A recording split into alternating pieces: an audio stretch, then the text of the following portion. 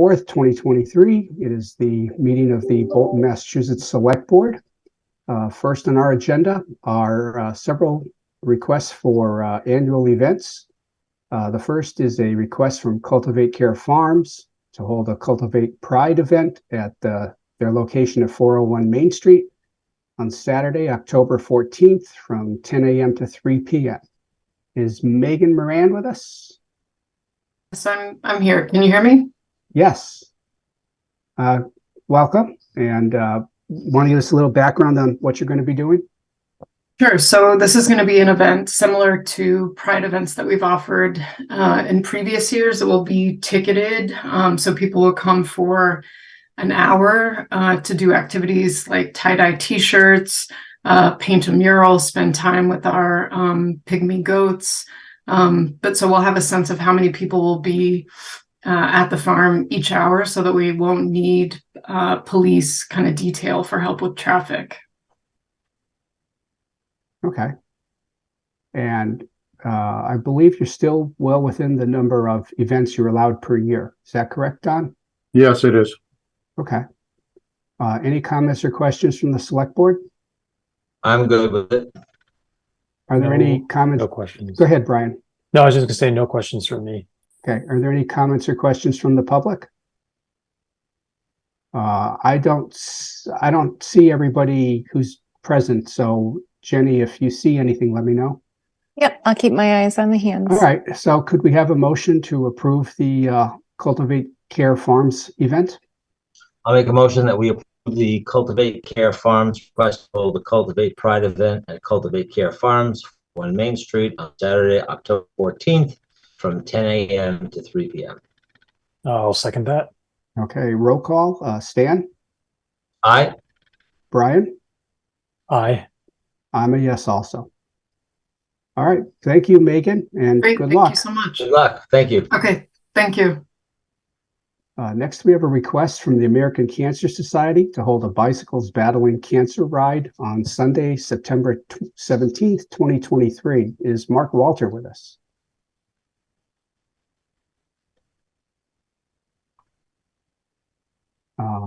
I'll take that as a no. I don't see him. I'm assuming he's gotten the okay from the chief. Yes, he has. So And this is an event that's just like this has happened years before, right? Yes, it is. And Okay. there's nothing unusual about this. No, The request this time. no. This event and the next one has chief's approval, but should be contingent upon receipt of an insurance certificate. Okay. Would someone like to, does anybody have any questions or reservations? not me. I'm fine with it. Anybody among the public have any questions or comments? Mark actually is in here now. Oh, all right. Mark, would you just like to introduce us to? Hi, could you just walk us through the event briefly? Absolutely. So the event is the Bicycles Battling Cancer coming up on Sunday, September 17th. The ride will start and end at Camp Low in Lancaster. And we'll have cyclists coming through Bolton sort of on their way out and back. There are multiple rides in the event, everything from a 30-mile to a 100-mile event. But only not only, but 3 of the 4 rides will come through Bolton. They will come along Berlin. The first part is kind of coming from Harvard, coming along Berlin Road, Wattaquatic Hill Road, and then riding off into Berlin. And then they kind of come up back through West Berlin into Bolton on their way back north. This is a charity ride. The goal for this year is to raise, I believe it's about $115,000.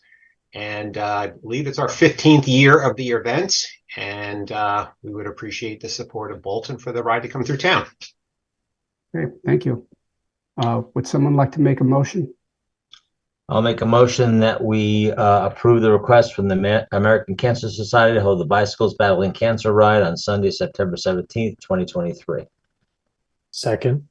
Okay, roll call. Brian, Yes. Stan, Aye. and I'm a yes also. So thank you, Mark, and good luck with the event.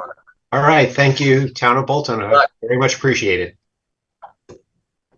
Next is a request from the Bolton Community Fund to hold the Bolton 5K on October 7th. Is there someone here to present that? Yes, I'm here. Who's Yep. that? Deb Kohlars, I'm here. That's Deb Kohlars. Oh, hi. Go ahead, Deb. Hi. You want to briefly describe what we're going to be doing? Sure. So it's our annual event. It is a 5K that starts and ends at Shartner Farm. I believe that Lisa Sheppel's already been in touch, and we're really looking for permission right now to use signs in the town, to put up lawn signs, just announcing the event, as we've done in past years. We have two different sizes. One is a 12 by 18, and then the other one is 12 by 24. All right, Deb, we were planning to address the signs at a separate, well, they're back to back. Is it okay with the other selectmen if we deal with these two items together? Sure, that's fine with me. Okay, all right. So do any of the other select board members have questions about the event or No, I'm comments? fine. I'm fine. Are A there great any event. any public comments or questions? All right, Don, do we need two separate motions here, or is one that combines the two sufficient? Motion that combines the two will be sufficient as long as you touch on both points. Okay, Well, then I'll make a motion that we approve the request from the Bolton Community Fund to hold the Bolton 5K on October 7th, 2023. And also from the Bolton Community Fund to place lawn signs and a sign at the town common in advance of the Bolton 5K scheduled for the same date, October 7th, 2023, per the sign request that we just reviewed. I'll second that. Perfect. okay, roll call. Stan, Aye. Brian? Aye. I'm a yes also. All right, thank you very much, Deb. Good luck. Thank you so Good luck. much. Appreciate you. Bye-bye. Bye-bye. Further sign requests are requests to post signs for 2 weeks prior to the Bolton and Harvard Open Studios event, which is scheduled for September 30th and October 1st. Is Ann Gillespie with us? I'm here. Can you hear me? Yes. Okay. Yeah. Please just walk us through the event. Sure. So as you said, it's September 30th, Saturday, and October 1st, Sunday. And this is our 6th or 7th year doing it. We have multiple venues in Harvard and Bolton, and we're looking to put out yard signs 2 weeks in advance, like around September 15th, to help advertise the event. Okay. And it's the same signs that we use every year. We just update the dates, but they look the same as in past years. All right. Are there any questions or comments from the board? I'm fine with it. Any public questions or comments? All right. Could I have a motion, please? Yes, I'll make a motion to approve the request to post signs, yard signs for 2 weeks prior to the Bolton and Harvard event, which is scheduled for on September 30th and October 1st. And I'll second that.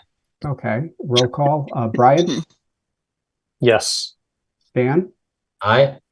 and I'm a yes also.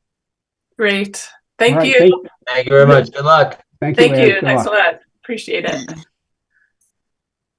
We have a request from the Escalante, also known as the International Golf Course, to construct a temporary 36 by 36 sign reading construction entrance, 20 feet from the edge of the roadway, on the west side of Ballville Road. Is Kelly Cardoza here?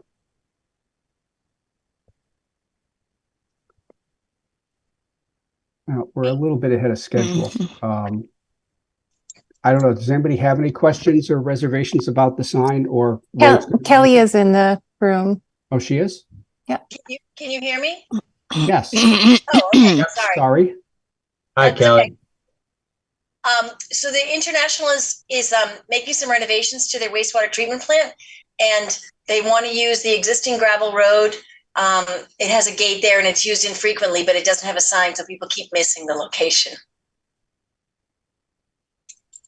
Kelly has reviewed this with the building inspector, and he determined that the sign is fine. It doesn't require a permit because it is a temporary sign, but it does require approval by the board. Okay. I'm good with it. Any public questions or comments? Okay, could I have a motion? Sure, I'll make a motion to approve the request from Escalante, the International LLC, to install a temporary sign 36 by 36 inches reading construction entrance 20 feet from the edge of the roadway on the west side of Ballville Road. I'll second that. All right, roll call. Brian? Yes. Stan? Aye. And I'm a yes also. All right, Thank thank you, Kelly. Thank you. Kelly.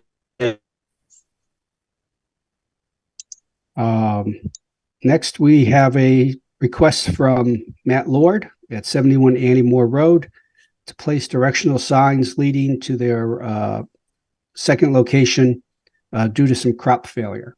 Is Matt with us? Actually, Yes, Mr. I am. Chairman, Can you hear me? Mr. Chairman, we had a little confusion when we received the request. So all the data is correct, except my current understanding is that the crop failure was in the location in Stowe, and they wish to have the sign redirect to their location in Bolton. So just to clarify. Okay. Okay, but they want to post these signs in Bolton. Yes. Correct. Okay. Can you hear me? Oh, yes. Hi. Okay. Fantastic. My name is Matt Lord. This is my wife, Jen. We have a farm in Stowe, Carver Hill Orchard. We had 90% of our crop freeze. And so we're going to be picked out in about a week there. My family has another orchard on Annie Moore Road. And for whatever reason, we are blessed up here. The apple trees are loaded. We've never done a pick your own operation up here. What we want to do is just divert our current customer base from Stowe to Bolton. And so we were hoping to put temporary signs at both ends of Meadow Road and one at the intersection of Long Hill and 117. And then one at the bottom of Annie Moore Road, directing the cars to our facility on Annie Moore Road. Sorry, go ahead. When do you think the signs would go up and when would you take them down? We would like to put them up September 9th and they would be down October 15th. So it's about 5 weeks. Yeah, about that. But you were going to say something else also. Oh, no, just that if we're not able to do this, I don't know how we're going to get rid. We have so many apples here, so I don't know how we're going to get rid of those. And number two, I don't know how we're going to pay our bills if we're not able to divert our customer base up to this orchard for this year. So I'm hoping the town of Bolton says yes to the signs. Okay. Are there any questions or comments from the select board? No, I'm perfectly fine with the sign request. I had a question, mostly just because I think I misunderstood the request. I didn't realize it was to redirect people from Stowe to Bolton. And my question is, I'm not familiar with the location in Bolton. Is there, is it set up for parking and stuff like that? Or are the neighbors aware of the potential impact on that street? Yes, for parking, there's plenty of space inside the orchard. We're a small farm in Stowe. It's not like we're Honey Pot or Shelburne. And in the past, especially COVID year, when people were having to make reservations for orchards, we did a really good job of managing that. So we have plenty of space inside the orchard. We're not worried about anything on the street. And as far as our neighbors go, do you want to cover that? I plan on informing them both through, we have like a Friends of Annie Moore page on Facebook, and just putting notes at their mailboxes just to inform them of what our intent is, just to let them know. Great, thanks. Okay. So I just want to ask if there's any public comment or questions about this.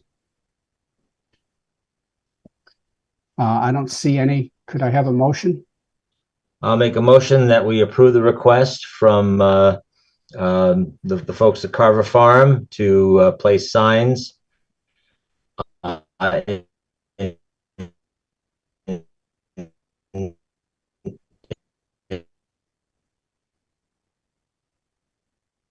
Dan, you froze. Can you try again?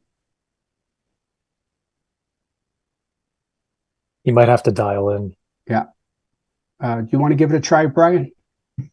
Yeah, but you know what? I should wait till he's here if we need him to second it, or you could do I that, can I second guess. it. Yeah. Am I back now? Yes. Yeah, there you go, Stan. Oh, I kind of suspended animation for the internet.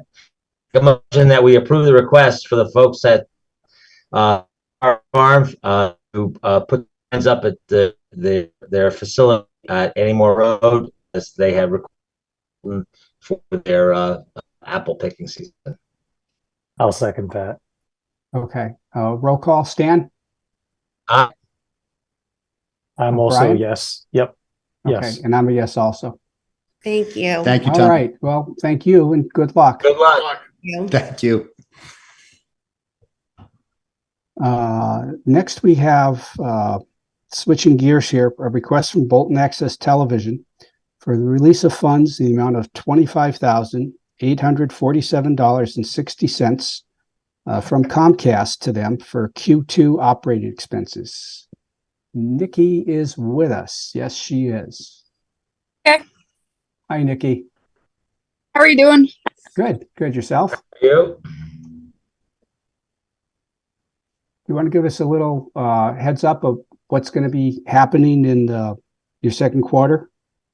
Yeah, so we've got a lot of things in the pipeline right now, actually. We just posted the first two in a series of interviews hosted by the very own Bob Zakansky here, where we talked to some people from the school, Kirk Downing, and then various other administrators. And Bob asked them questions about the new high school building project. So it's a really good thing to kind of just, they're less than 10 minutes each, so you get to watch them, and they're, filled with information in sort of a short format. So first two are already up on our YouTube page, and we've got two more coming here within the next week and a half or so. And then also on the entertainment side of things, Buffy put together a really nice recap of the Bolton Fair and did some good interviews with some of the 4-H kids and some of the folks doing textiles and crafts. And so that is up and airing now as well. Excellent. Excellent. Any questions or comments? I'm good. All right. Can somebody make a motion?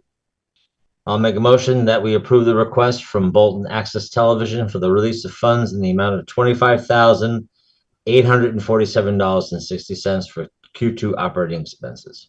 Yep, and I second that. Okay. Roll call. Stan? Aye. Brian? Aye. And I'm a yes also. Okay. Thank Thank you, Nikki. Night. Good night, Nikki.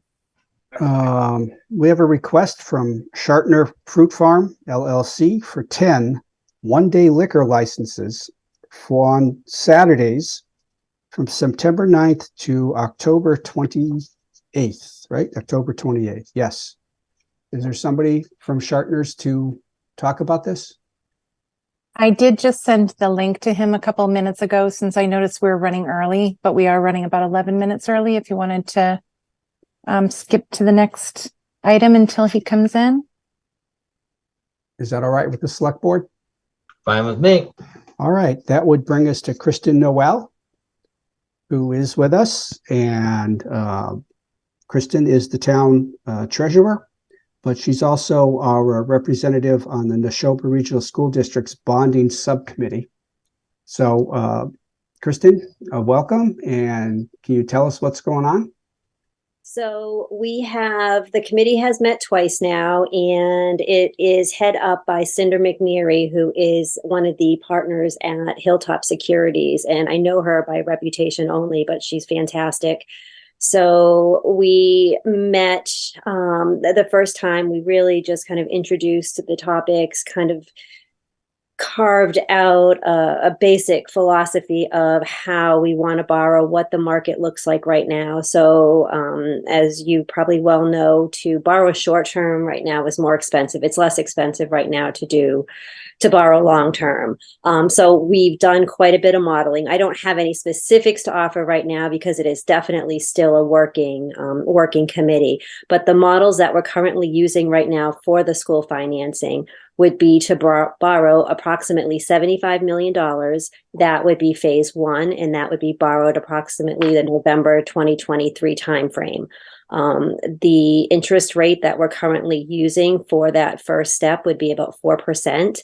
And based on some sales that have happened this week, actually last week, that's 4% might be a little high. We may be, again, there's no guessing what the rates will be in November, but current rates right now for people going out to the market are about 3.25 to 3.75. So 4 seems to be a conservative estimate for that first 75 million. And then the second borrowing in the amount of 100 million would be targeted for November of 2025. And that's where it gets a little bit tricky. We actually, in the first meeting that we got together, we were modeling the same 4%, but the committee did ask the financial advisors to go back and model anywhere from 3.5% to 5%. So unfortunately, the difference between 3.5% for that second 100 million and 5% is almost a $60 million difference. So it really is important, that we try to model as close as we can. But again, it's, as everyone knows, the market's we can't predict what it will be in 2 years. What we're going to be working on, also, we have another meeting next Monday, will be the interest earnings. We talked just a little bit about that, and the interest earnings on this money can be considerable. So we, are trying to look to see what the best way to invest it is. So the first 75 million will be borrowed, and then based upon the cash flow and the needs of the project, we would invest that, and that would get rolled into the repayment. So that's what we're going to be focusing in on next week. But I think that's it in a nutshell. Does anyone have any specific questions I can try to answer? Stan, Brian? No, it's helpful. Cinder's great. She is excellent. I'm really glad. I was really glad to see her. She actually just presented at a conference I was at. So again, I know her well by reputation. It looks like Stan dropped out. I suspect he'll be calling back in. There he is. Stan, you with us? Nope. Yeah, I want to make sure that he's listed as having his microphone and video open, but I am attempting to be back with us. Okay. Do you have any questions for Kristen? No, thank you, Kristen. Kristen and I had a conversation the other day at Town Hall concerning this, and I think one of the things that and Kirk Downing here, but also when we get to future select board meeting agenda items, I think that the whole total cost of this project really needs to be explained to the Bolton taxpayers, because everything that's been presented is basically what the principal costs are, and there's been no discussion of what the interest costs are going to be. And I think we have to have that discussion with the taxpayers, so the full cost of this project is. I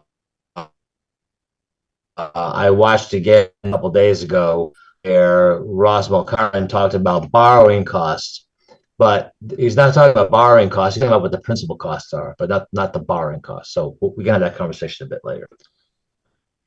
Okay. All right, thank you, Kristen. All right, thank you. Appreciate it very much. Thank you, Kristen. You're welcome.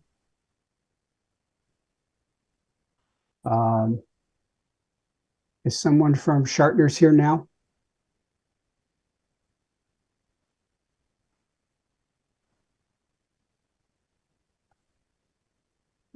Okay. No, I don't see him yet. No, I don't see him either. Yeah, my take on these licenses is we should have a better understanding of what we should have a better standing of the times and what they're for and stuff like that before we approve them. Does anybody disagree with that? No. Typically, they've asked for a one-day liquor license for one day. They haven't asked it for, days on end. And I think Okay. we understand what that is. And if no one's here to talk about it, then we should defer that to the next meeting. Okay. So if it's all right with everybody, I'm going to, is Kirk Downing here? Yes, he is. Okay. Kirk, we're ahead of schedule, but if it's okay with you, could you give us your update on the school building project? Yes, Mr. Chair. Thank you for having us today. I want to thank the opportunity to appear before the Bolton board once again. It's good to see you, Brian. Good to see you, Stan, and Dawn, of course. I'm joined today by our Finance and Operations Director, Mr. Ross Mulcairn, along with members of our school building committee and our school committee who have availed themselves to be available for any questions that the committee may have tonight. So we have a two-part presentation to show to you. We'll try to be as tight as possible, Mr. Sikansky, and we're going to begin with a short video, and then Mr. Mulcairn has a brief slide presentation similar to the finance presentation the other evening. So if you don't mind, I would like to share my screen. Go ahead. One moment, please. If you can just confirm for me that you see my screen. Paving the path? Yep. Excuse me, I almost made the mistake of not clicking the sound option. I got to click share sound. There we go. All right.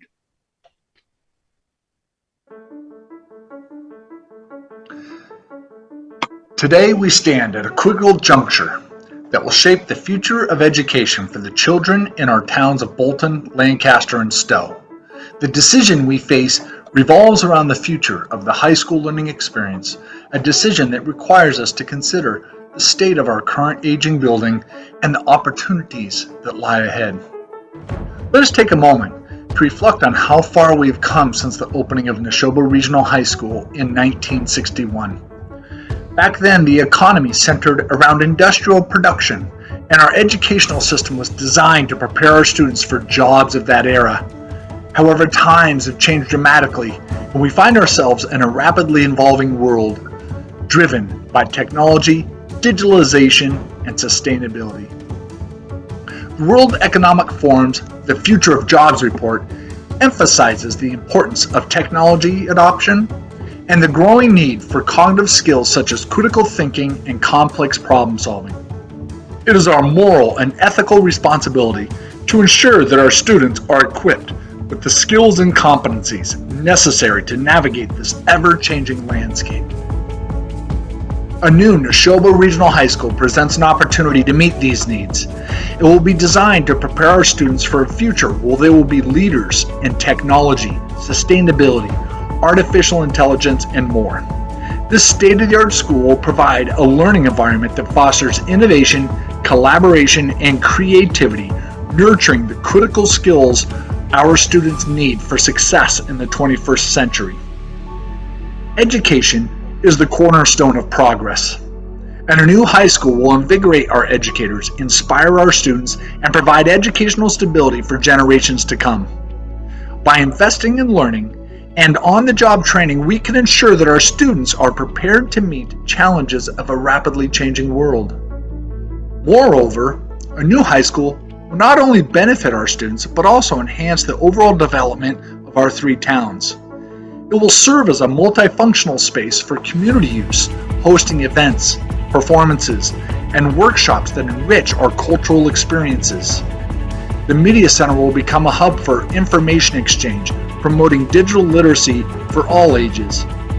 Additionally, recreation facilities like pickleball courts will encourage physical activity and social interaction, promoting a healthy lifestyle for both students and community members. A new high school will also be designed to accommodate the needs of our seniors in our community.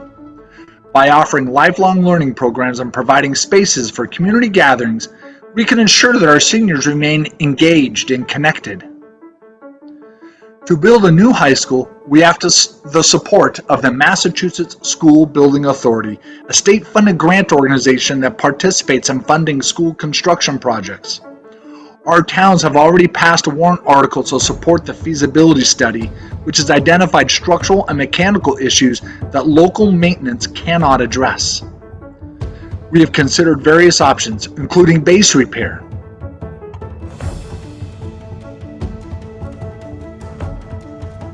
addition renovation, as well as new construction. The preferred solution is new construction, and it best meets the criteria of the MSBA and provides a modern learning environment for our students.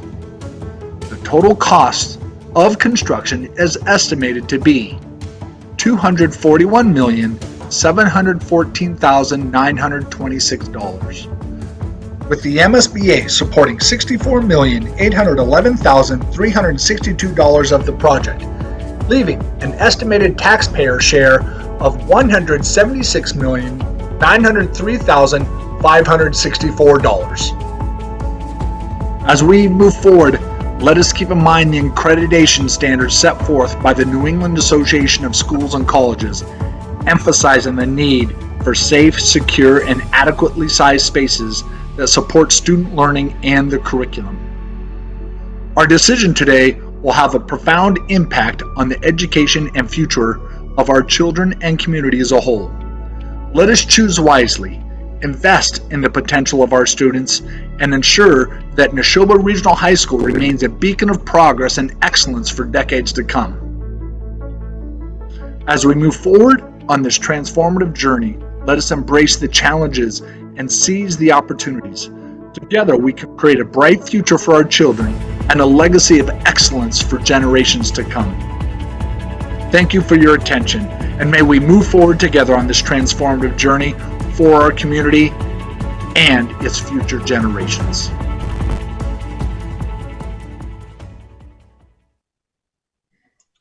And at this point, I would like to invite in Ross Mulcairn, the Director of Finance and Operations for the Neshoba Regional School District, for a short slide deck presentation. Thank you, Superintendent Downing, and thank you to the Select Board of Bolton for having me this evening. I'm going to now share my screen.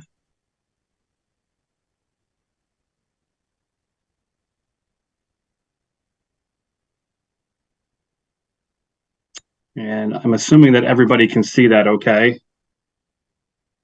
Great. Showing up good.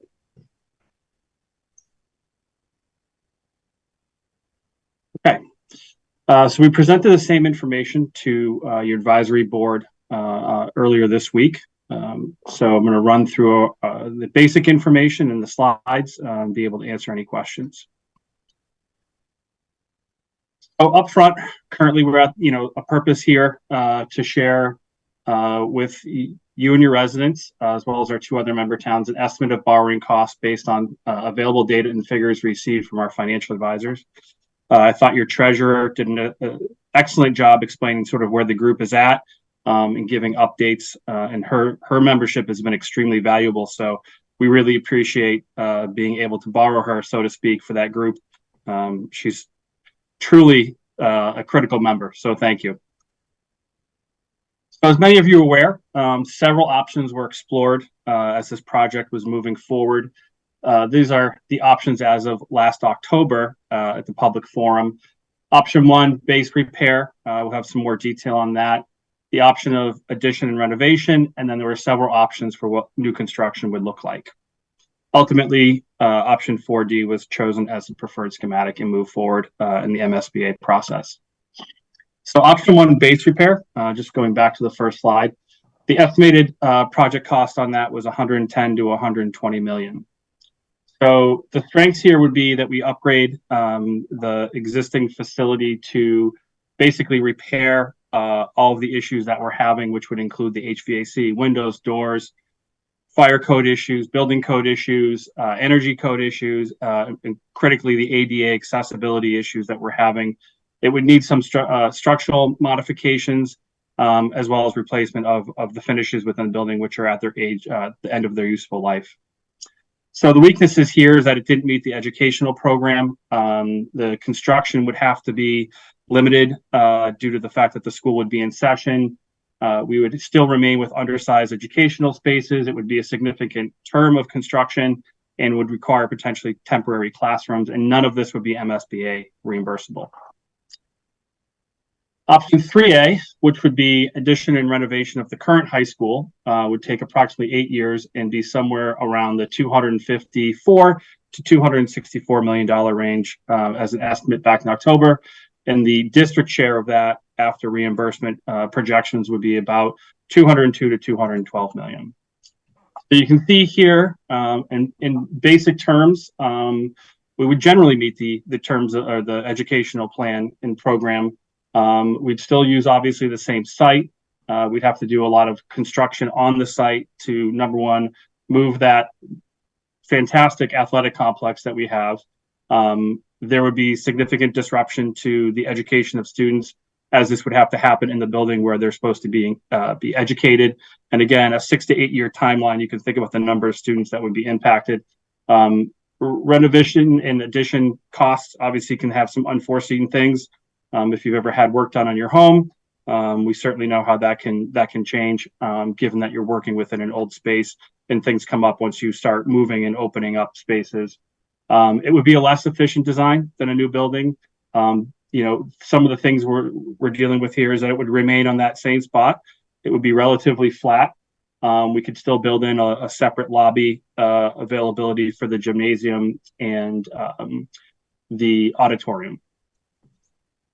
The 4D option that was chosen for new construction, we know now after some look deeper into the estimates that we came in at 241 million, and where the district share is at right now.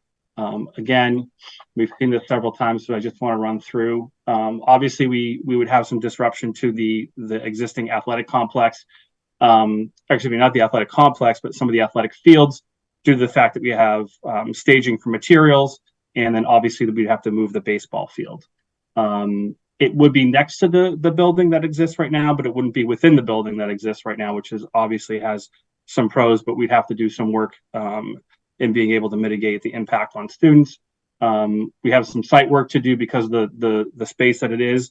I think Neshoba High School looks flat at a glance, but obviously it's not. But again, the main piece here is that it really aligns with the educational program. We have some great spaces for the gymnasium and auditorium area with that public commons walking in the front door, which really allows a large amount of space for the community of the region for Lancaster, Bolton, and Stowe. Construction timeline is shorter. We would not displace the current well. And we really do move sort of our way into some more efficient design throughout. So this has been published that the current estimated total project cost is at 241.7. And that is what the Neshoba Regional School Committee voted a few weeks ago on August 2nd. So essentially that is the not to exceed vote because that's what's been approved by the school committee. Our MSBA reimbursement figure is at 64.7 million, which makes the total taxpayer contribution at 176.9 million. And the estimated totals per town, that's using the regional agreement language with regards to capital costs for the high school and FY24 enrollment data. Again, these are figures based to just give a sense of what the share of the cost would be. Mr. Wysocki brought up an excellent point that this is not included at this point, and that figure payment for principal and interest. This is just the construction cost estimate per town. I'll talk briefly about this, but Superintendent Downing may want to add in some more information. Our initial base rate was the 49.53%. After some incentives, it came to 55% as a base. However, as we know, not all costs are eligible, which puts us at about just under 27% for reimbursement on the project, as only eligible costs receive that 55% reimbursement. On the right-hand side, you can see some breakdown of that. MSBA has site work cost limits per square foot, and our averages for typical site cost work comes in a little bit higher than that. Our project has its own number, but you can see the difference between what MSBA's cap is and what the average is. Building cost limit, this has gone up a little bit lately. It stands at $393 dollars per square foot, which is their cap. You can't get reimbursed beyond that square footage number. And you can see that some of the average high school construction per square foot is coming in at around $800, and ours is a little bit larger than that, just because of the escalation of costs during the project that are already built into that $241 million. Typically, fixtures, furniture, and equipment, the MSBA will only give you $2,400 per student. Actually, Mr. Wysocki asked me this question in an unrelated meeting not too long ago, and actually within our estimate of the 241, our project cost is $4,000 per student. So some other pieces on here that are not eligible are here. I don't know, Superintendent Downing, if you want to add into any of that. Yeah, I just want to have an opportunity to talk a little bit about the dramatic decrease of 55% in the base rate to 26.8 of the effective rate. And this is a conversation I've now had on multiple occasions with the MSBA, including a meeting that I had today. And just to educate the public on that, if in 2018, say we were on the same timeline as Attleboro High School, which opened their doors in their new building this year, Attleboro High School had the same OPM, the same designer, and like materials in the estimation of the cost of the building. At that time, the square footage ceiling was $333 a square foot, and total cost of construction was $550 for the project.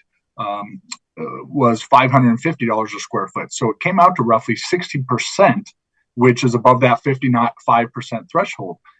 Because of the dramatic increase in construction costs over the last few years, the cost per square foot for our project relative to Attleboro is $600 more per square foot. And the MSBA has only raised that ceiling cap to $393, which they did just last December. So as a result, actualizing the full cap of that $393 a square foot, we only could have realized 34% from the very beginning, as opposed to the 55.09% base rate.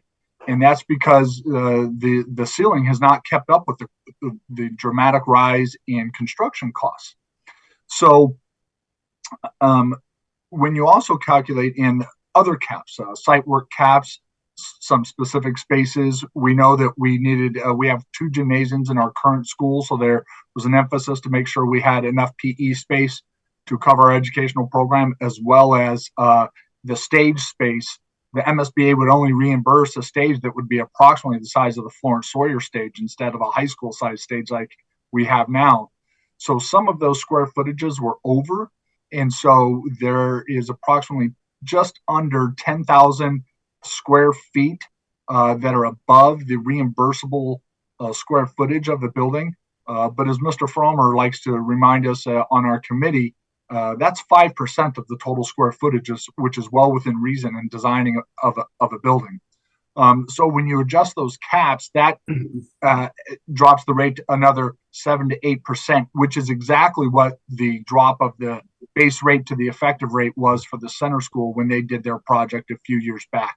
So I just wanted to illustrate that model to get an understanding of why that gap from 55 to 26 is there. And those are not because of things that were added to the building. That is because of the conditions of the economy at the time. Mr. Mulcairn?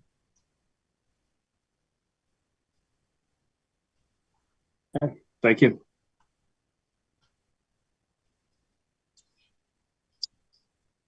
So this is some of the information that was shared with our school committee. It was presented just some basic information about what borrowing would look like. And again, I can't thank the group enough that's working with us on as advisors on this.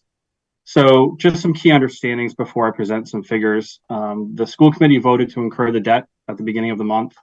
The estimates that I'm going to present are based on the fiscal assumptions of current market conditions, which we all know are subject to change. The finalized cost to taxpayers through the annual district debt assessment will not be known until the completion of the building project. Annual capital debt assessments or the life of the bond will be defined by the regional agreement, which includes that enrollment. The budget and draft cash flows that we received from our OPM were provided to our financial advisors, and we received back to the bond advisory group 3 different scenarios for borrowing. So a couple notes on this. Option A, bonding the entire project up front. Option B, and Kristen spoke to this a little bit, and this is really where we're pursuing, is bonding it in 2 different portions. And then option C would be a series of notes over the construction timeline and then bonding the entire project at the end. That's a little bit more ambiguous, and I think you heard her also talk about the fact that short-term notes currently are carrying higher interest rates than long-term borrowing. It's a little bit of a misnomer in the sense of that it doesn't happen very often, I don't think. So strictly for the purposes of what I'm going to show you today and what was shown to the school committee and some other groups, the estimate that we're looking at right now for the tax assessment per household, to put some definition and clarity to these numbers and more information, is we have the total project cost less the MSBA reimbursement. The information presented, although our group is pursuing different ones, this is where we started as a basic number to present information, is that option A of borrowing everything up front. The town property tax assessments, or the FY24 numbers, we're assuming interest rates of 4 to 4.5%. I know Kristen spoke that we're hearing that things are coming in under 4, but we're being conservative at 4 to 4.5. And again, our group is also understanding what does 5 look like. We're looking at a 30-year term under these figures. And again, we use the regional agreement, high school capital assessment language. And for this purpose, we used FY24 enrollment data because that's our most recent data. So for Bolton, the median residential assessments at that 712,000. The figures to the right were put together essentially through our financial advisors, because they gave us the per 1,000 based on the tax rate currently in your town and in the other towns.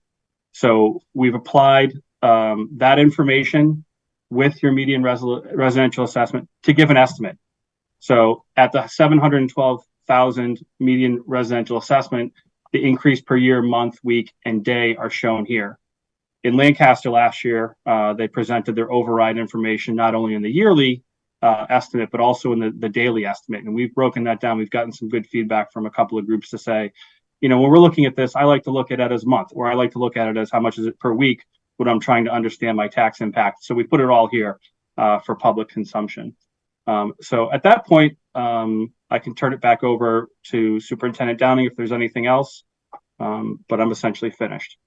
Could I ask one question here? And we're done and ready for questions, Mr. Sikansky. Oh, okay. Thank you. These tax assessment numbers that were just up on the screen, those do address Mr. Wysocki's questions about interest payments, correct? Yes, that's correct. So that would include principal and interest. So they gave us the numbers of what it would be per 1,000 in each of the towns, and then we took that per 1,000 and applied it to your median residential assessment. Okay, so that number includes the principal and the interest. Stan, Brian, any questions, comments? Well, I think when the presentation talks about total project costs, but the numbers that are being presented are only the principal, what the cost of the building is. The residents don't really have a sense of what the total cost is. If you look at $176 million at 4%, that's another $127 million of interest over 30 years. I did my own calculations, and at 4.25%, it's $150 per resident, which is in line with what is being shown. But the project cost isn't $241 million; it's $368 million. And if you have a resident who lives in this town for 30 years, at that rate, it's 50 grand, over $50,000 they're paying just for the school. And I think these costs need to be articulated to the residents of Bolton. I'm going to ask a future agenda item to do that. So I think, you know, it's a case of we're telling nothing but the truth, but there's some stuff that we're not really articulating. And I think the Bolton residents need to understand what the real costs are, because when they see $1,750 a year or $4.67 a day, I mean, that's like, you know, these refugee commercials where it's all, oh, you know, you can feed 20 people for $3 a day. I think it's a bit misleading. I've talked to a number of folks in this town who are my age, who are retired, who say, we cannot live in this town after the school is built. We need to move. We're about $1,750 on average for taxes just for the school. That has nothing to do with yearly assessment, anything else that we need to do. That's a big hit, and folks are telling me they're going to need to move. So I think we need to have a really honest discussion about what this is cost over the lifetime of someone who lives in this town for 10 or 20 or 30 years, or someone who comes in this town and has kids going through the system. That's my 2 cents. Okay. Brian? Yeah, I had 2 questions, and one sort of relates to what Stan was just talking about. But Mr. Mulcairn, for the slide where you had the yearly, monthly, weekly, daily breakdown, I think you just explained that does build in the principal and interest costs. But did you say what your assumed interest rate was for that there? Yeah, so on that model, again, it's borrowing everything up front. It's bonding the entire share, the district share up front. It is based on a 30-year term and 4 to 4.5%. So you see the range, Brian. That's why it's presented at a range, because it's that 4 to 4.5%. Yeah, and I don't disagree at all with the point that I think just sharing all the information with the voters is going to be helpful. I think it isn't necessarily clear that there's a difference between the 241 project cost and then the fact that those numbers that you showed on that last slide bake in some of the other costs that aren't necessarily shown. So I think, yeah, definitely making that clear would be helpful. My other question was more of a procedural one. And I apologize that I didn't have a chance to go back and watch the school committee's vote, but I assume both the school committee and the high school building committee took votes on this project. Do you happen to know whether they were unanimous or not? Yes, Brian, they did. Both committees were unanimous in approving that number. Got it. Thank you. Well, the advisory committee was not unanimous on this. It was 3 to 1.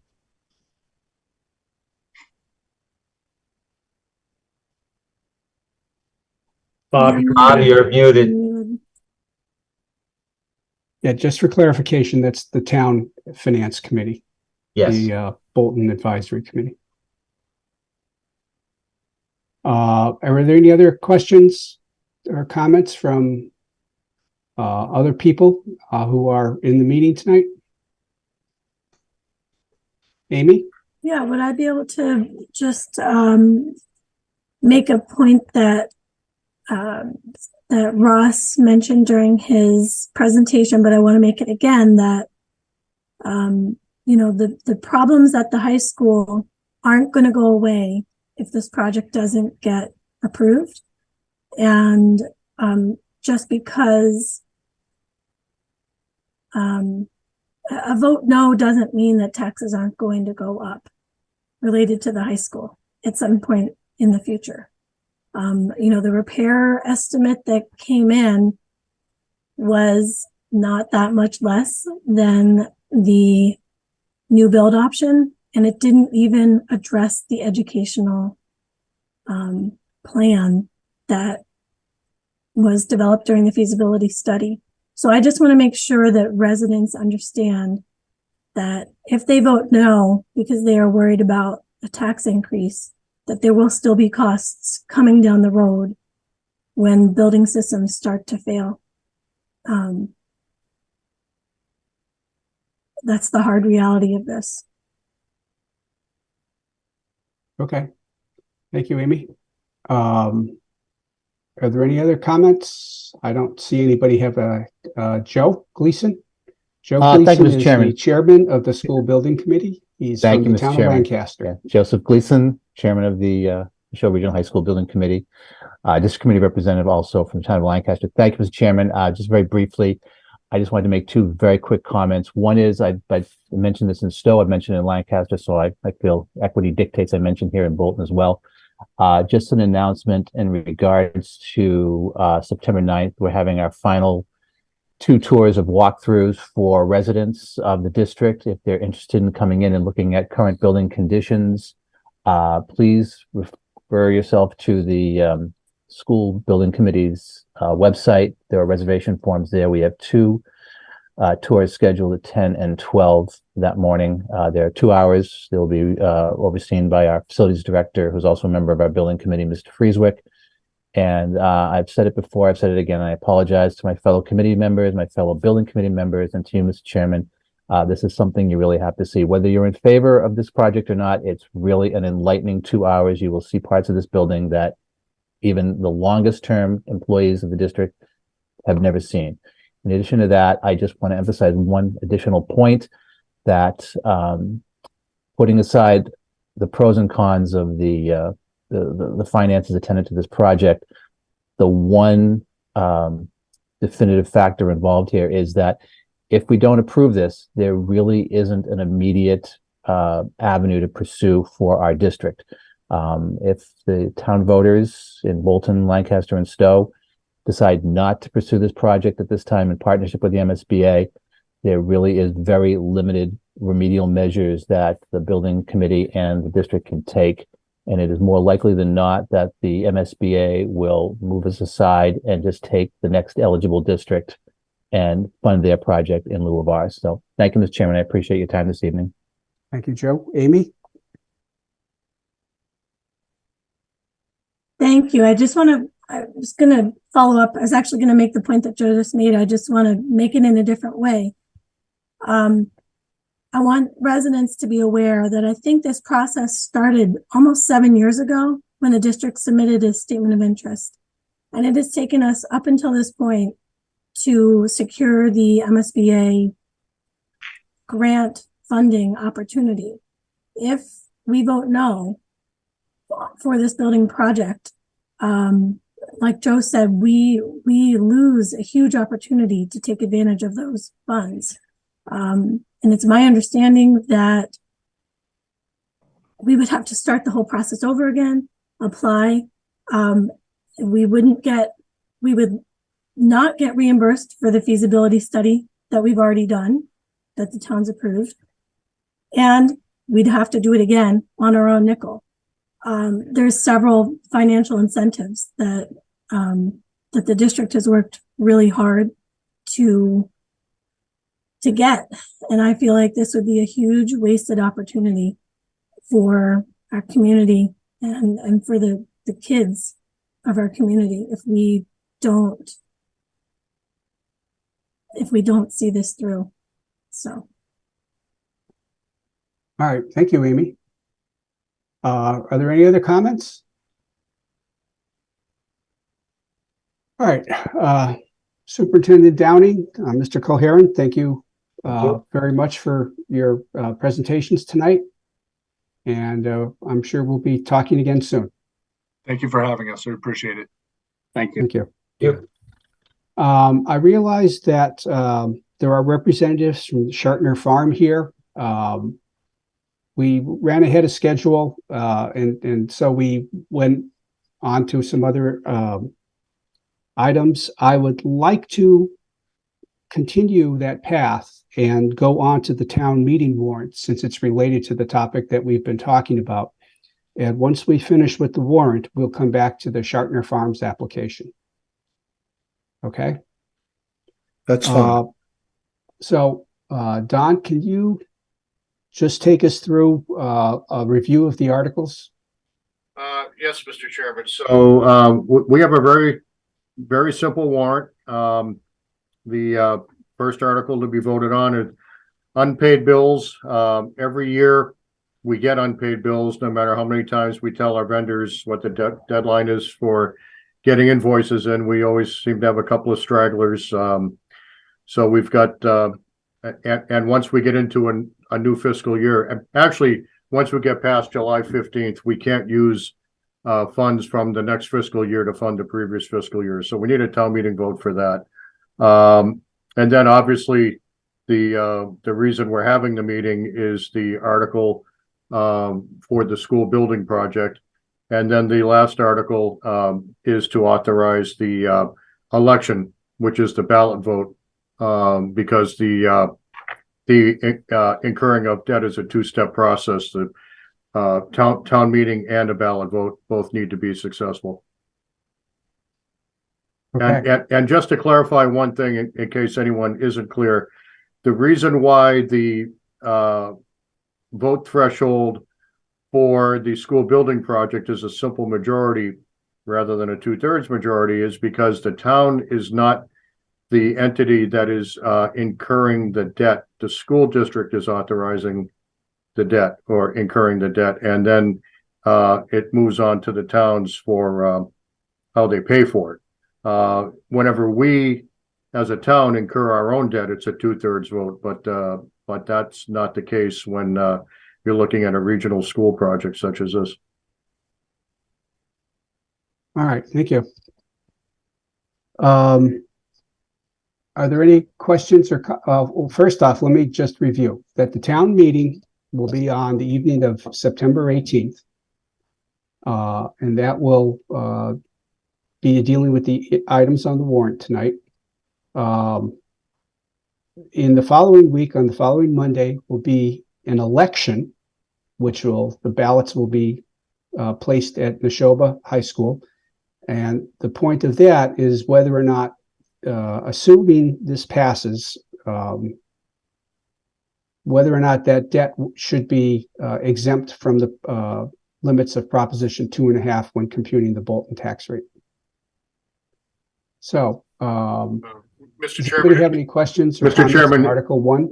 Mr. Chairman, if I may, just to expand on the project just a little bit more, it is also critical, and I've got the draft language from Superintendent Downing, and I have no reason to think it's going to change, but the motion for that article needs to include the wording towards the end, blah, blah, blah, the town to exempt its allocable share of the amounts required for the payment of interest and principal on said borrowing for the limitations on taxes imposed by Mass General Law, Chapter 59, Section 21C, Prop 2.5. That's not part of the article, but it is part of the motion. So I'm just stressing that the motion needs to be identical in all three towns, just as the article needs to be identical in all three towns. All right, you lost me on that. So we're talking about the article that's going to be discussed at town meeting. Yes. And there's more to the article than what's printed? No, that's not what I'm saying. The article does not specifically say that the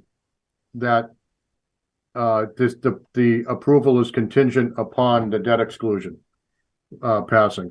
So the motion has that language in it. So I'm just saying every town needs to, the school district needs to make sure that every town has that motion as well as the article. So, just to make sure I understand, do you know who's going to be making the motion at town meeting? I don't. But the plan is that there's going to be somebody, some representative from the district at each meeting with the language. Normally what happens at our town meeting is the select board chair makes the motion and then the select board secretary seconds it. That's been our procedure. So it's important that if that's what's going to happen, that the chair be provided with the motion. Why wouldn't that motion be part of the article in the warrant? That's not the language that the MSBA provides. This is MSBA boilerplate. We had it provided to us by the superintendent, and he said it's MSBA boilerplate. All right. So is there going to be, I'm not questioning, I mean, I'll read that and I'll say it out loud, but at the town meeting, but there should be a slide or something to help people understand what I'm talking about when we say that, because I'm confused. Yeah, and why isn't what you're telling us, Don, the language that's going to be in the warrant? Because the language for the article is provided by the district, and the district goes by the MSBA boilerplate language. Okay, but the MSBA is saying you need something different. No, that's not what I'm saying. The council for the district has vetted this as well, as has our council. And what I'm saying is that the article as provided by the MSBA does not have that language in it. It's in the motion that is also provided by the MSBA. Then why is it all in one place? I can't answer that, Stan, any more than this is what the MSBA says the school district needs to do. Well, then I'm uncomfortable with all of this right now. Yeah, our town council says that this is incomplete then.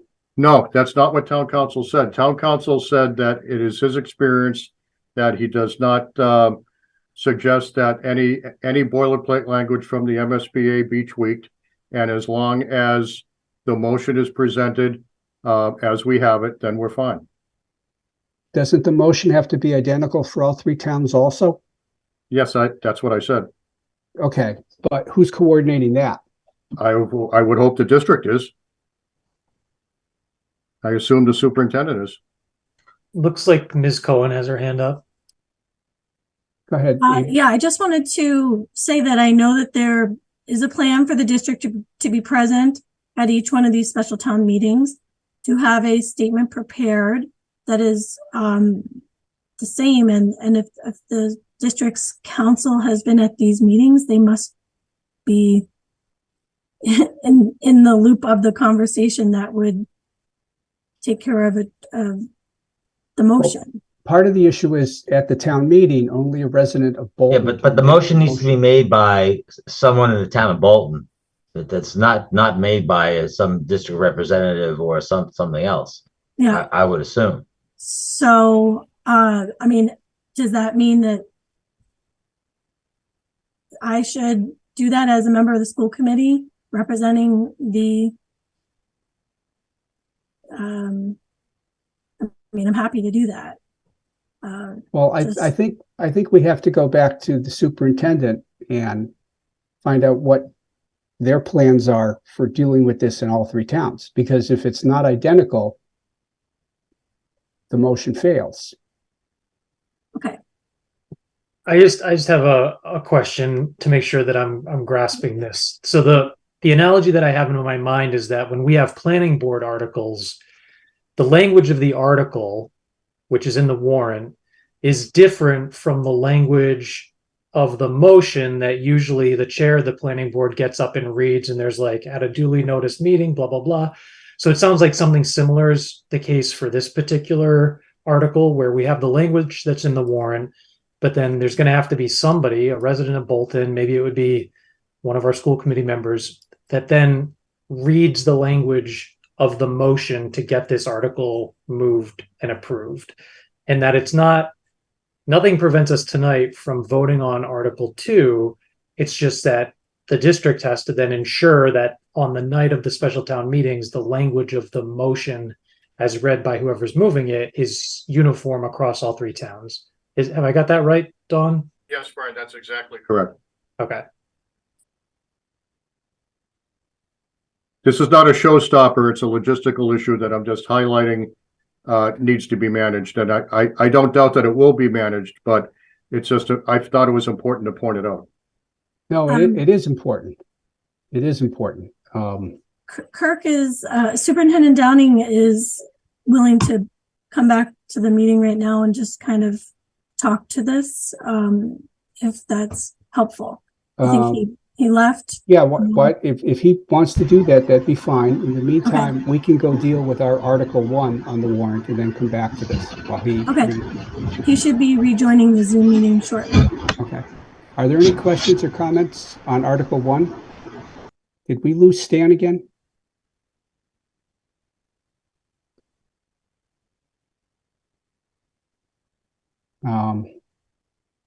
I don't see Stan anywhere. I don't either.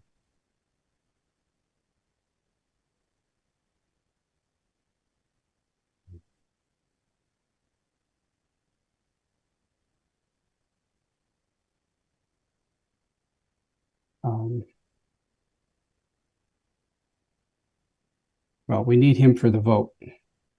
Yep.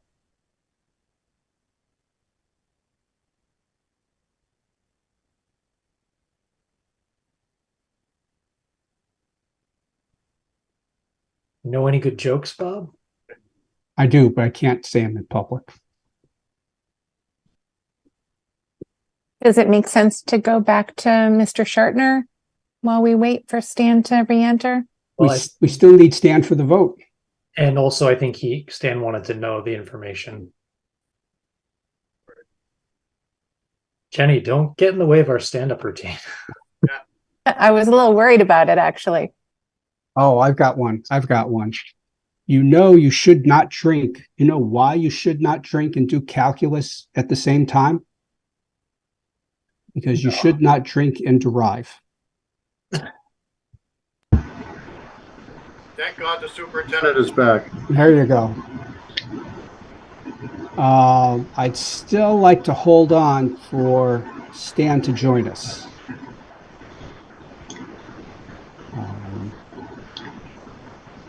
So what we're Kansky, you'll have to forgive my informalities. I changed it in my evening clothes. That's all right. I got the message to come back. So I understand the heavy lifting for the evening. You finished already, so it's just us. Stand Just close us so now. nobody can see my T-shirt. Right there, you go.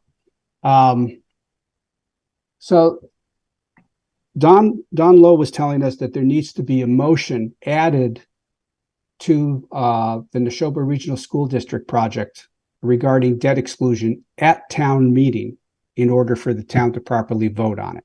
Kirk, specifically what I referenced is the draft language that you sent to us a few weeks ago. Along with the boilerplate article, you also provided us with language for a motion.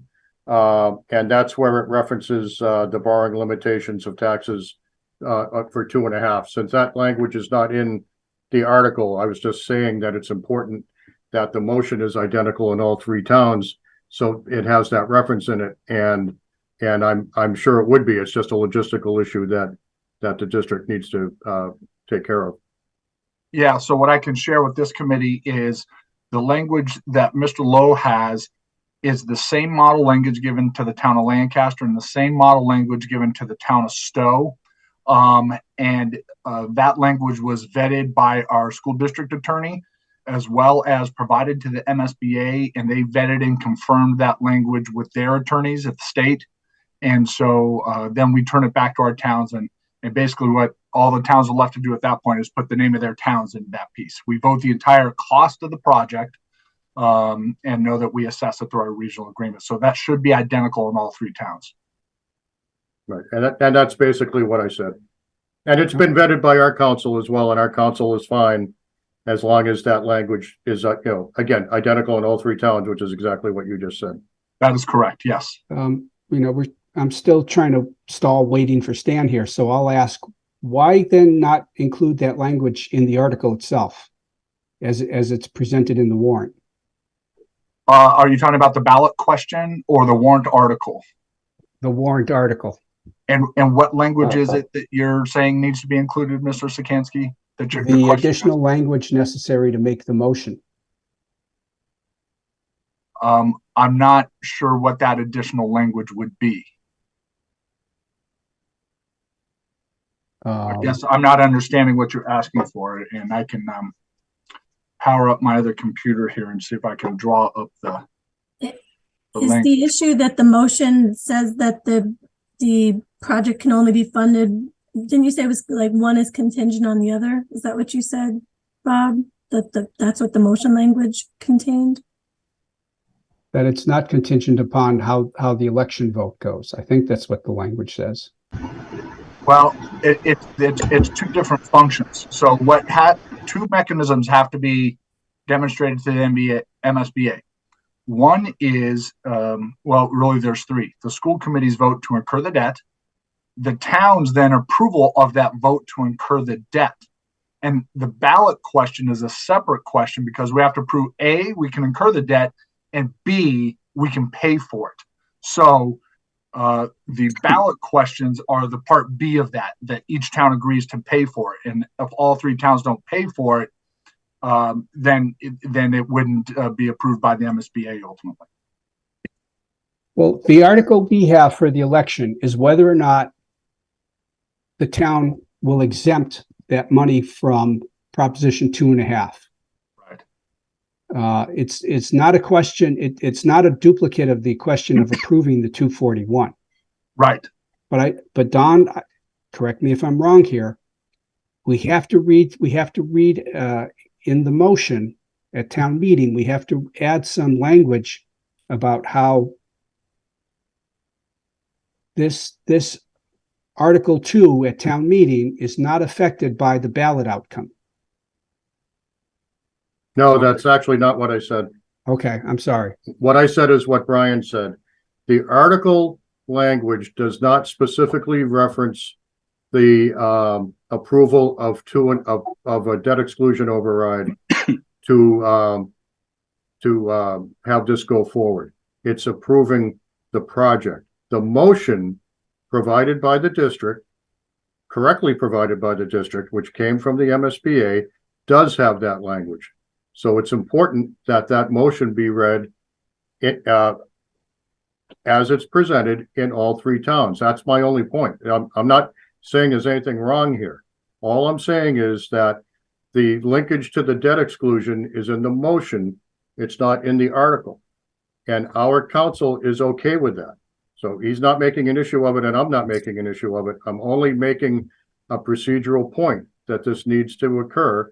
And I don't doubt that the district will make that happen. I'm just trying to make it clear to the board that procedurally, this is what needs to happen. Okay. All right. Stan, I don't know how much of that you caught. Well, it took me a while to get back to the internet. I caught the last couple of seconds here, but I'm still having a problem with. We're going to read a motion that is not of what's in the warrant. That's and why isn't it the whatever we decide on? Why isn't it the same? So Kirk, at town meeting, as chairman of the select board, I will move the article for this, but I'm going to have to change the language of it in order for it to be acceptable. That's still not what I said. You will be provided with the motion that came from the MSBA. So you will read the motion that came from the MSBA, which will introduce the article. You don't need to amend the article as written. Right. All right, but the motion that I'm going to make is different than the article that's printed in the warrant. It is not identical, that's correct. Okay. And Why is My that? brain is just stuck on why they're not the same.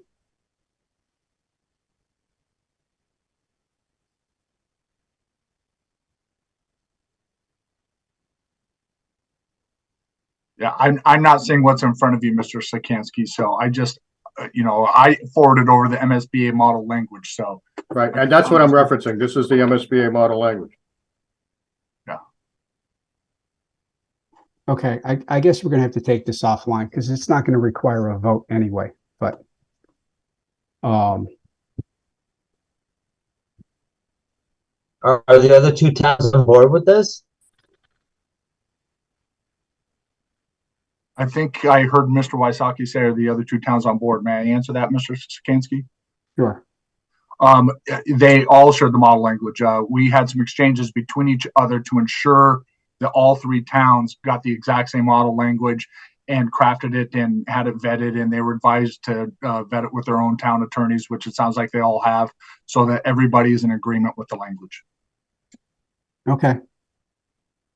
Well, agreeing with the language, but are they okay with the fact that what needs to be spoken to the meeting as far as the motion is not the same as what is in the article in the warrant? Yeah, I guess that's the first I'm hearing of that. So I guess that's what I would have to learn more about. And as you said, Mr. Sikansky, if you want to take that online so I can understand what that issue is, we can get some clarity from our attorney on that. I could say the three TAs did discuss it and amongst ourselves, and the Lancaster Town Council gave identical advice to what our own councils said, which was they're fine with it structured this way. All right, Don, tomorrow, could you email a copy of that to the select board and Superintendent Downey? I got it from Superintendent Downey, the language. Okay, could you send it to the select board? Okay, I can do that. All right, thank you. All right, we'll work on this offline. Stan, where we were going to go back to Article 1, and do we have any questions or comments on it? Nope. All right, could we have a motion for a recommendation on Article 1? Make a motion, we approve Article 1. Second. All those, let's see, roll call, Stan? Aye. Brian? Aye. I'm a yes also. Article 2, the school building project. Are there any more comments or questions about that? Could I have a motion? No, I have, the high school was built originally in 61. And we're looking at 50 to 60 years hence. And thankfully, thankfully, all of the problems and the issues in that building can be laid directly upon the district and the school committee. And the fact that the building is in the condition that it's in, and they waited this long. I mean, we spent 25 million bucks how many years ago, which we're still paying for renovations. And we have a building that is in the shape that it's in. And, we're hearing from the district and the school committee on how bad the conditions are. And, we got to do something about it. I guess thankfully the town of Bolton, the town of Stowe, and the town of Lancaster had nothing to do with getting the building in the condition that it's in. And now we're being asked to spend 241 million bucks and $127 million in interest at the very least to rectify this problem. I find it to be a neglect at an extreme level. And Superintendent Downing, you came in at the tail end of this, so this is not necessarily laying on you, but years of neglect of district management and the school committee.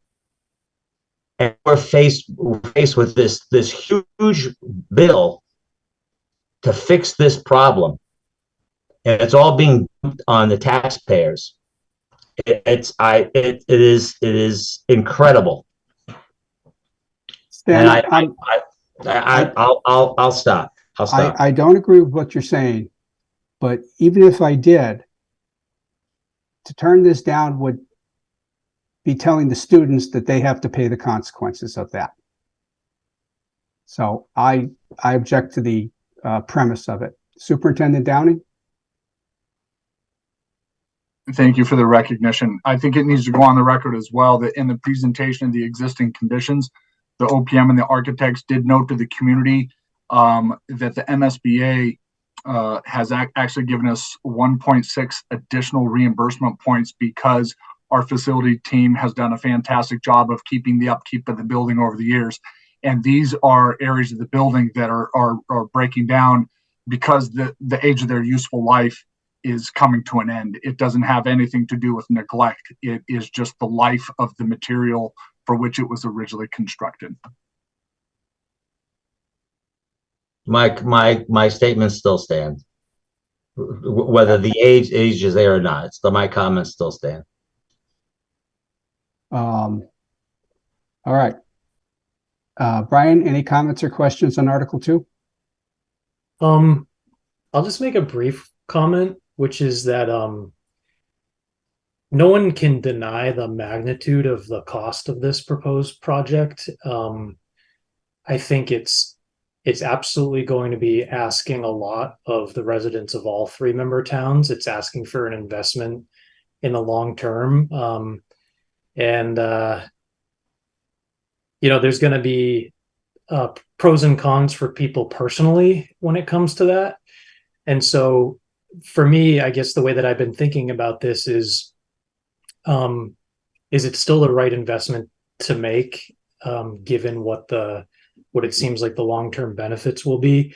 And I want to just briefly give credit to the high school building committee, which, I followed their work along the way. And what I thought was really great about it was there was such a good cross-section of community members represented. I remember I went to a meeting at the high school and there was a gentleman from Lancaster who's got experience in the building trades and had a whole perspective on things. And it just seems like the amount of thought and attention that's gone into this process has been really high. So although, the voters are going to have the opportunity to weigh in, which they should, and I think we're going to have probably a spirited discussion. But I just wanted to acknowledge all the hard work that I think has gone into this, and I'm in favor of it, even though I'm not going to enjoy having my taxes go up. It's just, I think it's part of being in a community with a long-term vision. Do I have a motion on Article 2? I will move in favor of Article 2. I will second that. Roll call. Brian? Yes. Stan? I will reluctantly say yes. I think the district and the school committee needs to reflect on this and moving forward. But to your point, Brian, not to do this is going to be a detriment to the kids, which we need to support. I find the fault not with you, Mr. Downing. You came in at the last minute, but I find fault with previous districts and I find fault with the school committee on this. But I will vote yes on Article 2. I'm a yes also. Moving on to Article 3. Are there any questions or comments? Could I have a motion on Article 3? Motion to approve. Second. Roll call. Stan? Aye. Brian? Aye. I'm a yes also. And Don, is the next step to close the warrant? Yes, the next step is to vote to close the warrant and then vote to sign it. Okay. Because we've already voted to have the election, right? Yes, you did vote that. You had to get that language to the town clerk. Okay. Could I have a motion to close the warrant? So moved. Second. Roll call. Stan? Aye. Brian? Yes. I'm a yes also. All right. Thank you very much. Thanks for coming back, Superintendent Downing. Thank you. Looks like Amy's gone Thank already. you. If nothing else is needed, then Mr. Sikansky. No, we'll let you know. I'm If we here. need anything else, we'll let you know. I'll keep my jacket close. Please, There you go. yes. Okay, All very right. good. Okay, thank you, Amy. You're welcome. Thank Good night. you. All right. Thank you. Let's go back to the question of the Shartner one-day liquor licenses. We have a request from Shartner Fruit Farm for 10 one-day liquor licenses on Saturdays from September 9th to October 28th. Is that Bob Shartner or Eric Shartner who will be speaking? This is Bob. Hi, welcome. Erickson as well. Well, I want to thank the board. We want to thank the board for our consideration for this application. For those of you that are maybe newer to the town, we've been a family-owned farm since 1902 here in Bolton. We're currently operating as a fourth generation. Originally, it was a dairy farm. In the 70s, transitioned to a fruit farm. And we've been running a small pick-your-own operation since 1991. And we are looking to change things up a little bit and would like to seek approval for one-day liquor license for 10 days. And as Mr. Szyganski stated, starting on September 9th through October 28th. The only exception to that would be Sunday, October 9th and Monday, October 10th, which is Columbus Day weekend. All right. I was just trying to look at a calendar. Would one of these liquor licenses be in effect on the day of the community fund run? Yes. Okay. And would the hours overlap? Eric, if you're on, maybe you can comment on that. The run should be over. I mean, I think we pretty much plan on starting around 11. I think the run's at 9 a.m. It's about a 45-minute run. Okay. Could you just give us a little background about what's created the desire to go from one license to 10? Because I think historically you've asked for one license per year. Yeah, I mean, historically it's been one license a year. We typically do an annual event with the winery here in Bolton. So we were just looking to expand out on that and offer that same type of function each weekend that we're open during the season. Okay. Brian, Stan, any questions or comments? No, it's just an expansion of what they were doing in the past for one day. I don't have any problem with that. Mr. Chairman, may I ask a clarifying question? Please. Mr. Shartner, I just want to confirm that this is beer and wine only, correct? Beer and wine only, correct. Thank you very much. Okay. Are there any questions or comments from the public? Okay. Could I have a motion? I'll make a motion to approve the request from Shartner Fruit Farm LLC for 10 one-day liquor licenses on Saturdays from September 9th to October 28th, 2023. I'll second. Okay. Roll call, Brian? I can't hear you, Brian. You're muted. Sorry, my mouse just freaked out. Yes, I'm a yes. Sorry about that. Okay. Stan? Aye. I'm a yes also. All right. Thank you and good luck. Thanks, Good luck Bob. this fall. Appreciate it. Did you have a good Bye, apple Thank crop you. too? Thank you very much. Well, the rain did a pretty good job on the apples this year. Oh, okay. So, but Sorry about we've got that. the maize, so thankfully the rain did a great thing for the maize. So the maize is in great shape. Great. All right. Okay. Thank you. Thank you very much. Next, we're going to continue a discussion we had July with our Director of Public Works, Randy Heglin, regarding no parking zones on Main Street. Randy, you want to bring us up to date? Sure. Good evening. Thank you very much for having me this Hi, evening. Randy. Hi. This is just codifying what's already existing at the intersection of Main and Wattaquatic as part of the reconstruction of the intersection and installation of lights, the turning lane, construction of the turning lane. There is not adequate room for parking on the north side of the road from about the Houghton building to the driveway to the common. And on the south side, it's already signed as no parking from the corner to the first spot. I forget, I don't have the paperwork in front of me, whatever that distance is. It's already signed no parking here to corner. So all this is just a way of codifying it. Shortly after I got here and the conclusion of the project, the chief of police mentioned it to me, and he's kind of keeps bringing it up occasionally that, gee, this all needs to be put in the code book. So I finally had a moment one day and drafted a quick memo and cited the appropriate sections in the code, and just to codify the no parking zones that already exist on the ground. The project has been reviewed by the Public Way Safety Committee, and they're in favor of it as well. Mhm. I believe you have some correspondence from them. Right. Yes, we do. Ron, one of the reasons we didn't act on this before was to give an opportunity for public comment. Have you gotten any feedback from the general public? I have not received any calls or any feedback about this no parking. Okay. Again, it's already existing. It's already, the signage is up on the south side. It's already existing. So.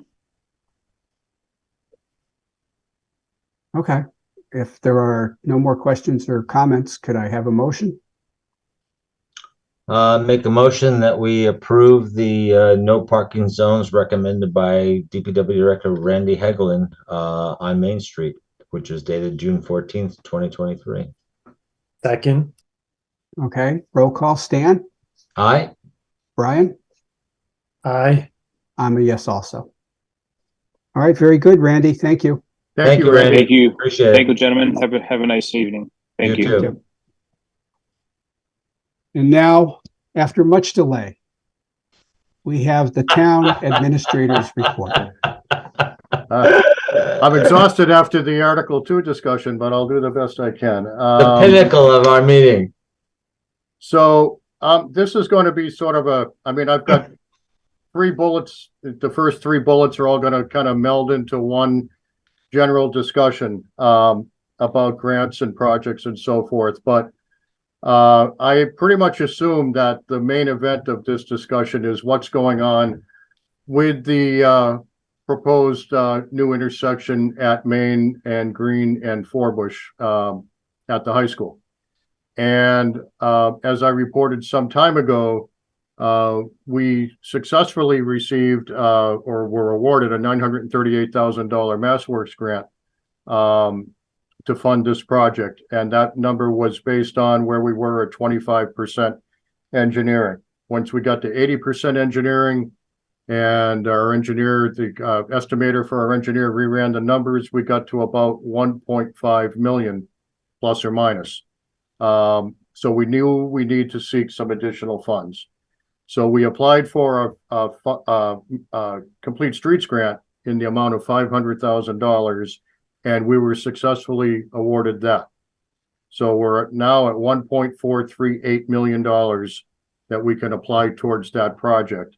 Randy is working with our engineer to see if we can come in with a budget that meets that amount, so we can proceed. Otherwise, our plan is to seek a budget amendment from the MassWorks folks, probably in the amount of $100,000 or so, if we believe we need it. And we don't have a definitive answer on whether or not we believe we should be pursuing that or not. So we're pretty much ready to go. You would like to think with an excess of $1.4 million, we could do the project, but with the way pricing is these days, it's questionable. but we're going to be as aggressive as we can to see if we can't make that work. In any event, our plan is once we have sufficient money in place, we get all the contract documents put together, the final design that we need, hopefully get out to bid over the winter. And once the weather breaks in late winter, early spring, we could commence the project. And that's our goal. I think it's a reasonable goal. So that obviously is a huge deal that we've got that money in place now. So we're very close to being able to move forward with that. That being said, I worked with the chair to pull together a document that I'm going to ask Jenny to screen share, which gives, I think, a nice snapshot of where we are with projects.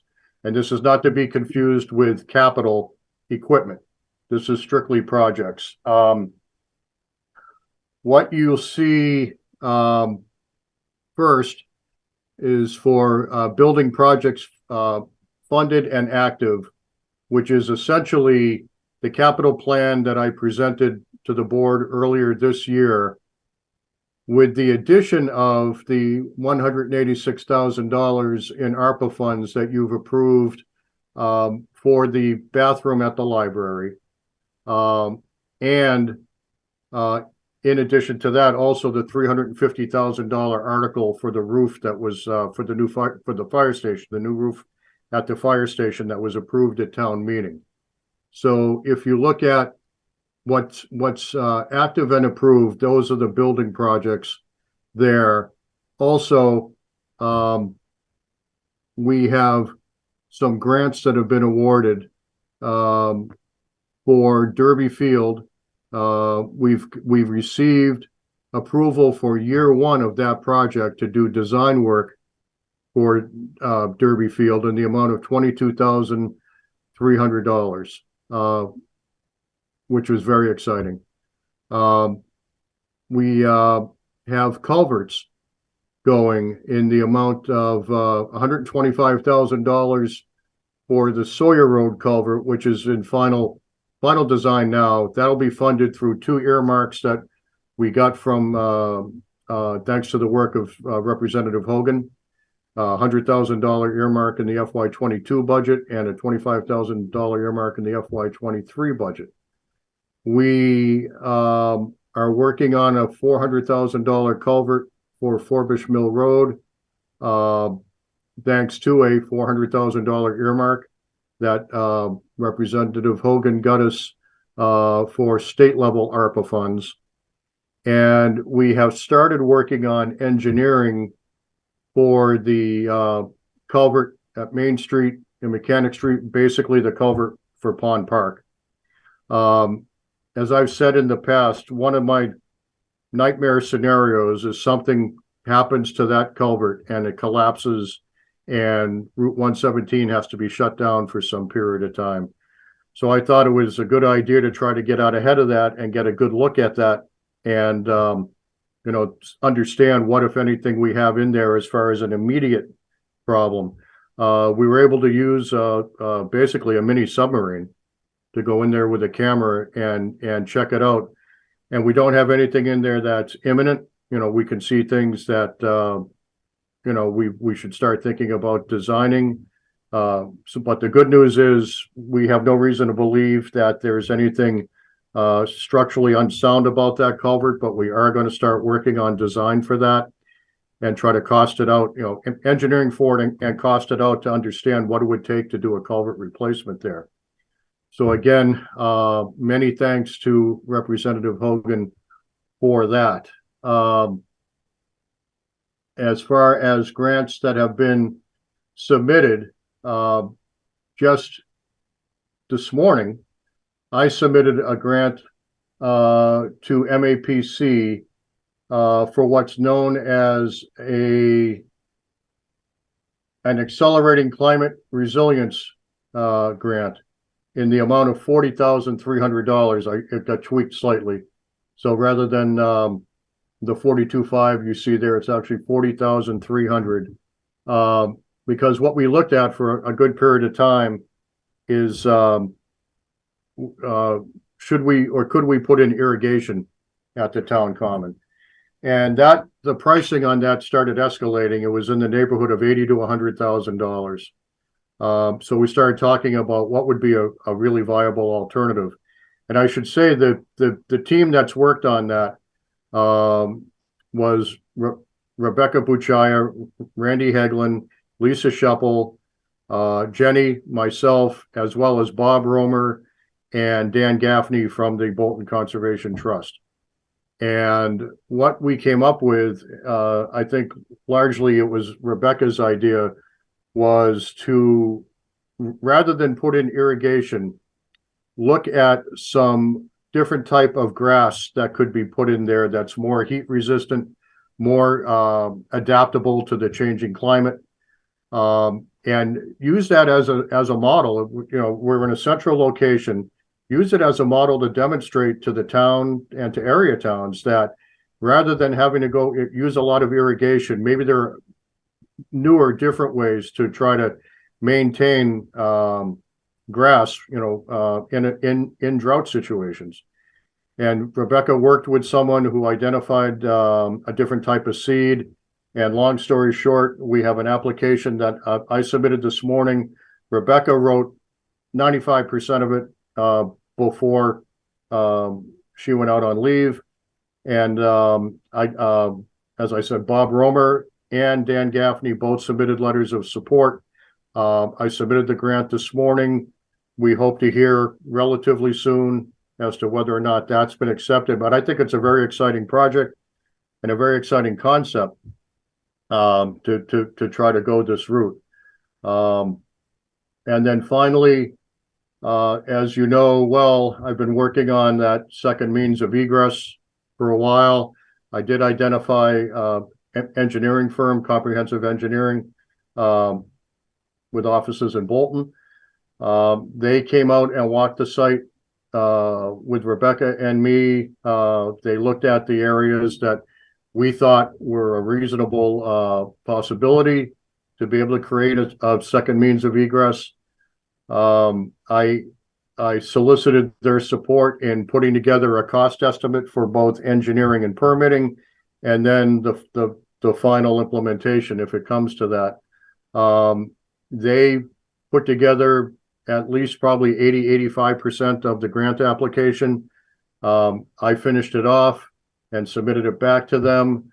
We became aware of this grant, which is a rural services grant, that the source of which is federal funding through Congresswoman Trahan's office.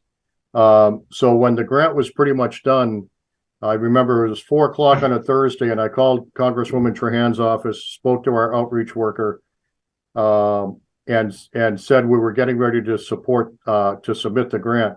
He asked if I would like to get a letter of support from the Congresswoman. I said, absolutely, that would be wonderful. At 8:30 the next morning, I had the signed letter of support from Congresswoman Trahan. And that's been included as part of the grant application. And then breaking news last Friday, again, I was notified by Representative Hogan's office that she had submitted a request for an earmark for the town of Bolton that was approved in the final FY24 budget for $100,000 to go towards the engineering of the second means of egress at Florence Sawyer. So I contacted our engineers and let them know that we can now demonstrate that we've got some matching funds at the local level. So we've tweaked the grant application to reflect that, which I think will make it even more competitive than it already was. So again, many thanks to Representative Hogan's office. Many thanks to Congresswoman Trahan's office. We've got great support from our elected representatives. So that's a very long way of saying that all told, we've got either in the planning stages or the implementation stages, actual and planned capital projects for FY24 in the amount of $3,778,791, of which 90.7% would be paid for by state or federal funding. So less than 10% of the cost would be borne directly by the Bolton taxpayers. My staff has been working really hard here to try to maximize all these efforts. You know, we've got a great partnership, as I said, you know, with our elected representatives. So there's a whole lot going on that doesn't get a lot of visibility sometimes. I will say that as far as the building projects go, that is a very aggressive schedule. Remembering that Randy is only human. He can only manage so much at one time, and getting contractors in place to be able to do the work these days is a greater and greater challenge. So we're going to do the best we can with those building projects. I can't tell you we're going to get 100% of them done in FY24. I think it's more likely that we won't, but we're going to put our best effort forward. So that's a really long way of saying there's a whole lot going on right now, and we've got some great partnerships out there that we're taking advantage of. Yeah, Don, it's a remarkable list for the breadth of buildings and locations that are affected by this, and the fact that all but $300,000 or $400,000 of that is coming from state and federal sources is obviously terrific. You know, the people at Town Hall really deserve the recognition for going out and getting this money and getting these projects done. No, it's absolutely remarkable. Kudos to you and the staff, Don. It's we have a great team working in Town Hall. It's always good to highlight the folks and yourself that all this hard work that's being done on behalf of the. We greatly appreciate it. Yeah. I'll echo that, and I know you do, but please extend our thanks to our state and congressional delegation members who help with all this too, because it's been really valuable to the town. Absolutely. I greatly value the relationship I've got with those offices. And before I move on to the last bullet, if I can just give one more shout out for the staff. I actually should have done this probably under the town meeting warrant discussion, but we are planning for 1,000 people for the special town meeting. You know, whether we have 1,000 or not, we may or may not, but I think it's entirely possible. The planning of the logistics for this has been extensive, to say the least. To test 1,000 clickers to make sure that they're all going to work together, to make sure the infrastructure down there works, the IT infrastructure. And I just want to say that Jenny has worked countless hours tirelessly on this, along with Jen Markey, and we've gotten wonderful IT support from CM Geeks as well. But I think you should know that on top of everything else that we're juggling right now, with being down a planner and down right now a conservation agent too, Jenny has really stepped in and run with helping to lead getting us ready for the special town meeting. And if it goes the way that I think it will, which is going to be, as far as the logistics, I'm confident that it's going to go extremely smoothly. When things go smoothly, you know, people don't really notice. It's when something doesn't go well that people notice. So I just want to make sure that the board understands that, you know, there is an awful lot going on here right now. And if I'm slow to respond to something sometimes, it's because I'm trying to jump in and try to help as well. Okay. Thank you. Thank you. Okay. Last but not least, the update on future townwide space needs assessment, which is one of my goals for this year. I have started just in the infancy stages, but I've started working with the Council on Aging to identify what they feel they need for space needs. If we were to look at an interim solution or a long-term permanent solution for a senior center. Knowing the condition of our town hall, we're going to be starting the same type of analysis as far as space goes for the town hall. And that goes for the DPW as well. The buildings we have down there at the DPW are just not great buildings. They're old, they're tired, or sick, or all of the above. Not that I'm saying we have sick buildings, but they are stressed. So I think you can never start planning too soon. So I'll be working with Randy. I'll be working with Penny Gherkin and Lisa Dion. I've already started working with them for the senior center, and working with the appropriate staff on other space as well.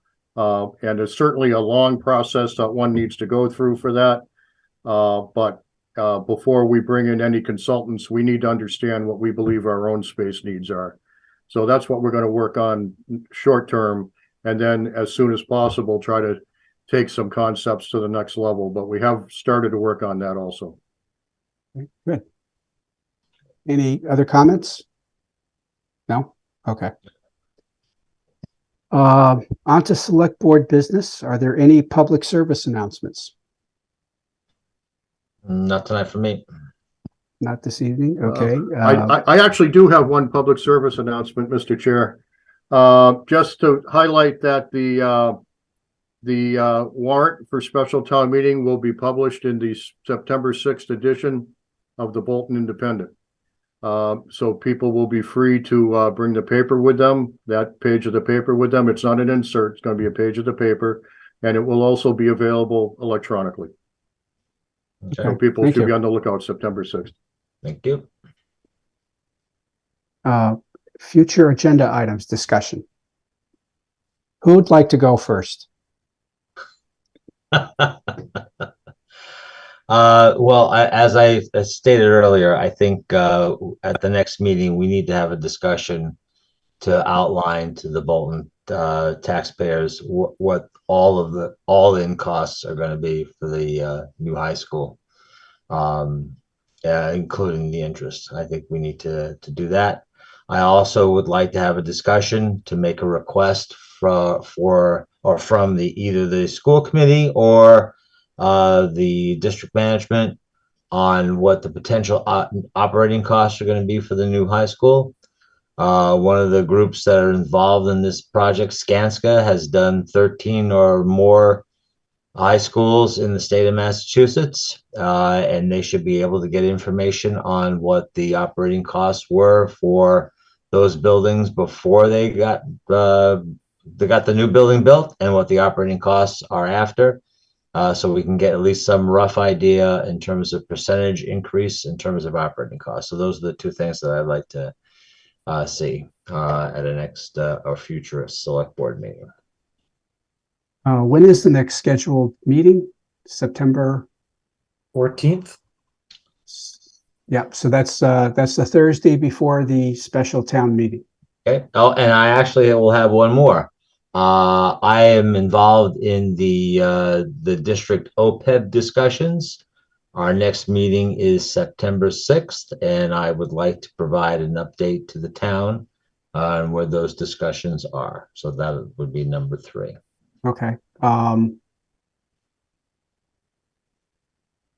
So I can understand you want to discuss the costs. I'm taking it you will lead that discussion. Yes, I will. Okay. The Skanska request, I mean, we can discuss whether or not we're going to ask them to provide that, but we're not going to have those answers by No, the 14th. I think we should. Well, we should have a. It's not on the agenda, but we need to have a discussion at a future meeting to make a request to get those costs. Okay. And the third item is your the OPEB. Okay. Yes. Okay. So Brian, are you okay with adding those to the next meeting? Yeah, I'm fine with that. Okay. So we will do that.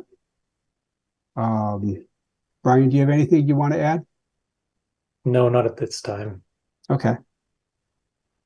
I don't have anything. So the next item we have is a request for waiver of the site plan review and traffic study requested by 580 Main Street, the office building there. We're not discussing, this is not the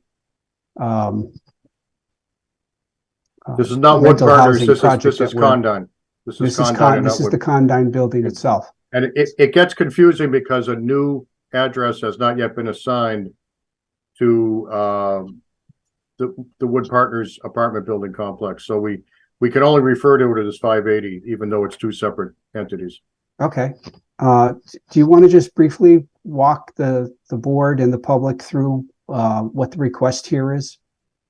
I will do it briefly, but I'll let Mr. O'Neill speak as well, since he's here.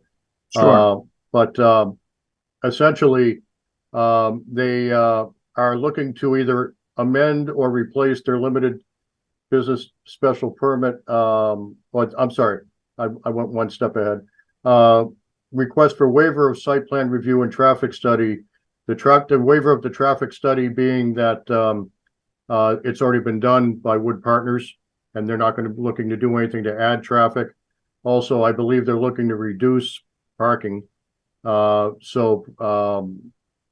the waiver of a site plan review would seem to be applicable as well. But I'll let Jeff O'Neill, who is Good. present, to speak. Okay, can I share screen? Jen? Welcome, Mr. O'Neill. Okay. Hi, thank you. I should see that on the screen now. So I'm Jeff O'Neill, one of the owners from Condyne of 580 Main Street, one of the property owners. Online with me tonight is Pam Abar from DePred Engineering, Matt Snell, and Ian Urquhart from Nutter. As the board is aware, the property was subdivided in March of 2022 to allow for the development of the Wood Partners 229 unit comprehensive permanent development. And as part of that, a renovation of the existing office building to accommodate and make way for the residential development. So as you recall, when that was approved, part of the existing office building has to be demolished and taken down. So the two parcels, when they're separated, one is about 66.5 acres and the other is about 32.5 acres. So the project before the board tonight is what we're discussing is the remaining office project, which is located on lot 1, which proposes to reduce the existing 140,000 square foot office building down to 60,000 square feet with approximately about 129 parking spaces. So as Dawn alluded to, the relief being sought tonight before the board is either a waiver of the site plan approval or two, in the alternative, approval of the updated site plan for the office project. And we can show you those plans shortly. Under the waiver, according to section 25023F2 of the zoning bylaw, allows the select board to waive the requirements for a site plan application. So we feel the waiver or approval of the site plan is appropriate as the impacts associated with the redevelopment of the larger comprehensive project have gone through significant approvals, including traffic study and everything else that's proceeded through it. Furthermore, we are proceeding through the other boards in the town of Bolton, which includes the planning board for amended and restated special permit, the ZBA, a special permit to reduce the parking, and the Conservation Commission. So all three of those boards we are addressing in the upcoming month, in the next 30 to 45 days. So the office project as it exists meets all the dimensional requirements of the zoning and the bylaw, has no impact on the adjoining premises. The use will remain the same. It's just going to be partially torn down, renovated, and made way for the Wood Partners development. So on your screen now is where the demo would be happening. You can see that existing office facade. And then you're looking at the two lots.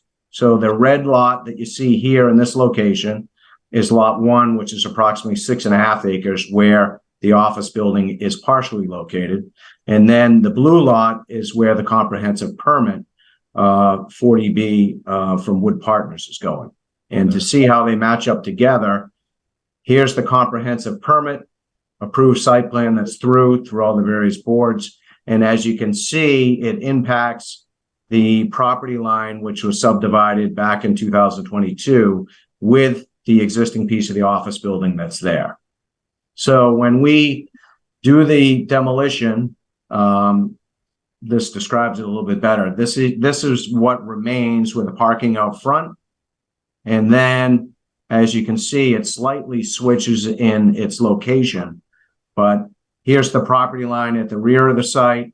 This will all be Wood Partners development. The green line shows you the demolition that will be happening, and then the remaining pod that will be existing. So the parking lot's being reconfigured for the 129 spaces out front. All the site entries will remain the same. And the existing renovated office building pretty much will remain the same as well. In addition, we're in front of the Conservation Commission, so we're redoing the drainage of the parking lot, improving all the stormwater quality as it goes into the existing stormwater detention basin, and all the rest of the network will remain the same. So we're really working within the existing bounds of that new property line that's there and not disturbing anything that goes outside of it. And just to give you a look, as far as elevation goes, this is from the back side where Wood Partners would be looking towards the building. This is what the elevations will look like. So for these reasons, we respectfully request that the select board waive the site plan approval requirement per section 25023F2 of the zoning bylaw. Also grant authority to the planning board to amend or replace the existing 1986 special permit based on all the work that's previously done for the site. So in a nutshell, that's kind of the overview of the project. I think in order to get the Wood Partners going, and I guess they were just issued one of the final permits, which is great. But remember, we have to demolish part of our building, take it down, and redo our parking lot.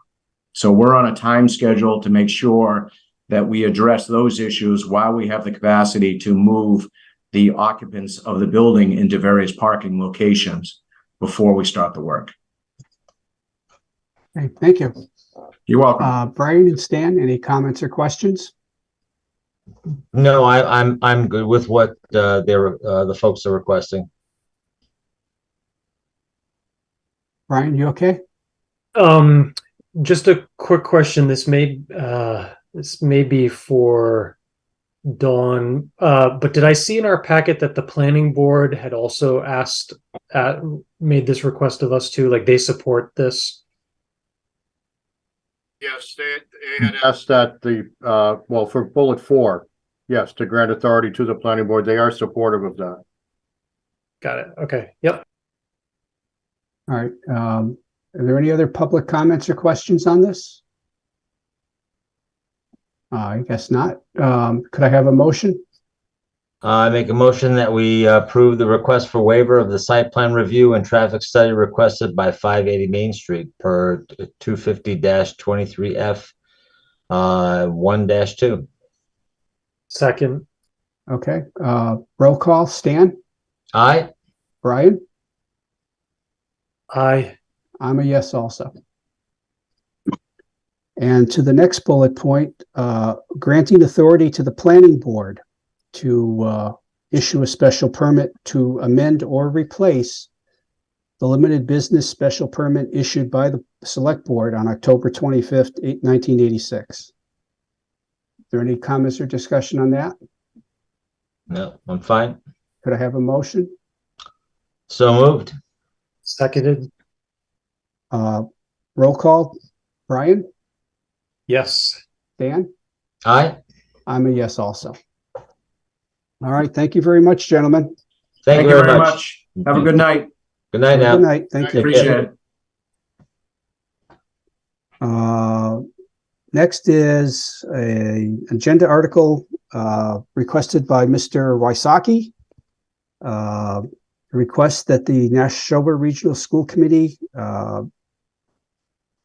provide an annual report, detailed financial statements as outlined by Mass General Law, Chapter 71, Section 16K. Do you want to walk us through what you're looking for, Stan? Yes, thank you very much, Mr. Sikansky. Yes, actually, Brian, Mr. Boyle, brought this to our attention some time ago.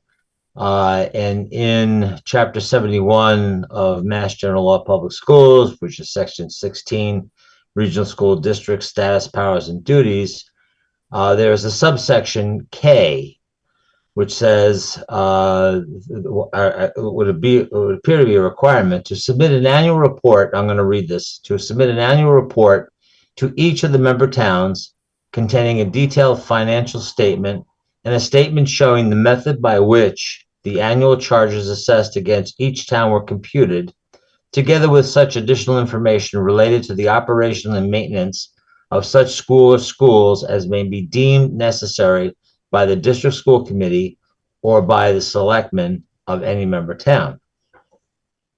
So it would appear that the school committee should be providing some type of annual report to the select boards of all the towns, and by the item K, if there's any additional information that the select board of any member town wishes to ask in terms of either the budgeting process or the finances of the operation of the school, we have an opportunity to ask for that information.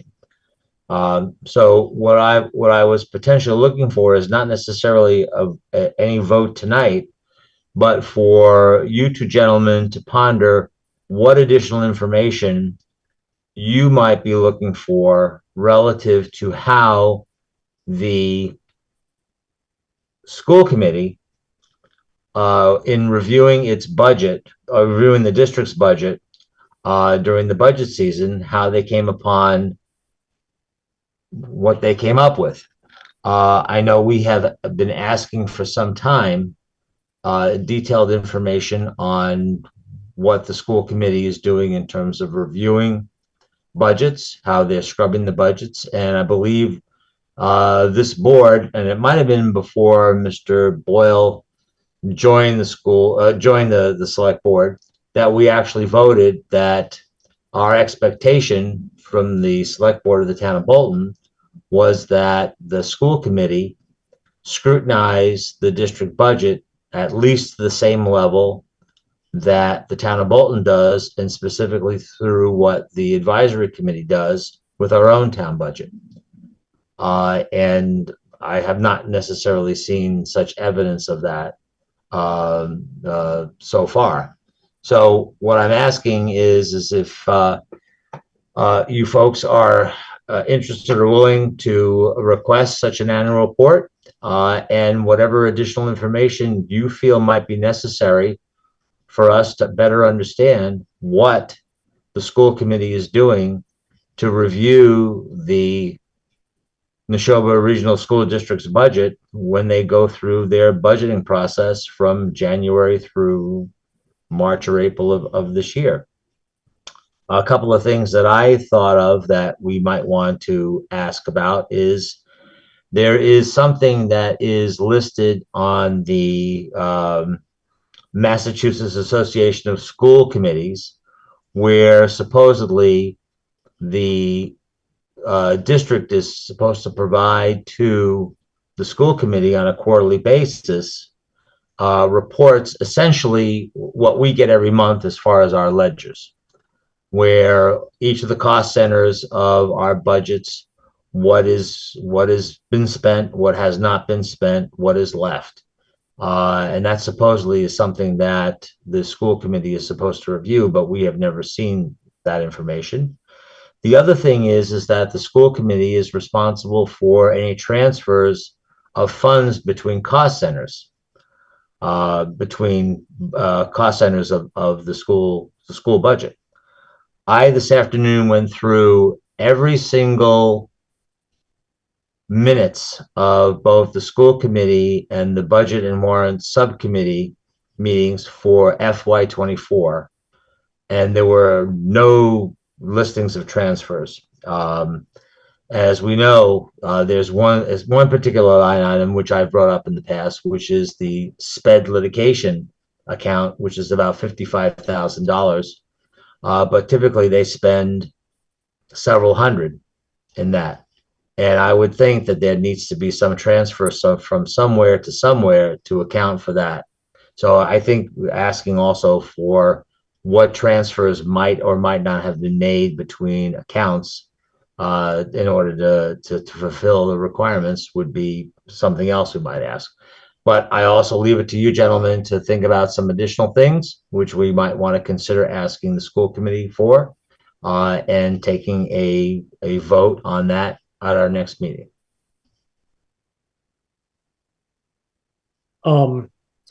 So when I saw this agenda item, I was thinking about how it might potentially relate to something that I had been thinking of in connection with our goal setting meeting, which was I had wanted to talk about maybe establishing liaisons to different areas, either within town or with the district.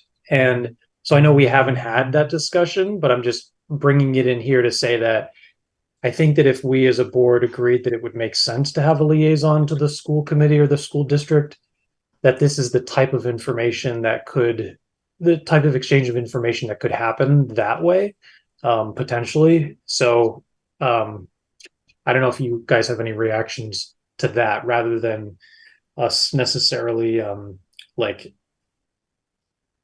I think when all the communication happens by inviting them into a meeting with all three of us, it can almost make it like have the appearance of unnecessary adversarialness, which I don't think is the spirit that we're entering into these conversations with, which is why I think a liaison relationship might get us the information we want, and also sort of strengthen the working relationship between the town and the district. Those are my 2 cents. No, I think that's a great idea, but based upon MGL, it appears that something should have been submitted to the towns, and that has not been happening. So I think you know, setting up liaisons, I think it's a great idea, but we have not had, at least from my perspective, the kind of information that we need to understand the thought processes of what's going on relative to budget formation and where the spending is going on within the district. And obviously, given the fact that the biggest single line item in our budget is the school district with over 60%, and now we're being asked to fund, you know, a $241 million high school. I think it all becomes much more critical that we and the residents understand where the money's going. I'd like to make sure that we're sure of what we're aiming for here. And I'm not sure that we've taken stock of all the information that the school district does provide, so that we don't inadvertently ask for something that they turn around and go, oh, well, that's over here. It's always been over here. And as far as the liaison goes, you know, it's not enough for us to appoint one. They have to want one. That's a different discussion. Yeah, I mean, you know, we could appoint whatever we want. If the other party doesn't want to have a liaison relationship, it's not going to matter. That's true. You're absolutely right. So I just want to remind the board that the topic is potential future agenda items without getting into the discussion about how to do it now. So yeah, I think what's at the table now is in MGL, they are supposed to submit an annual report. And we can ask if we feel we need some additional information on whatever that annual report is that is lacking. We can ask for that information. And I think we should think about what it is we possibly need as a select board to be comfortable with what has been done in their review of the district budget.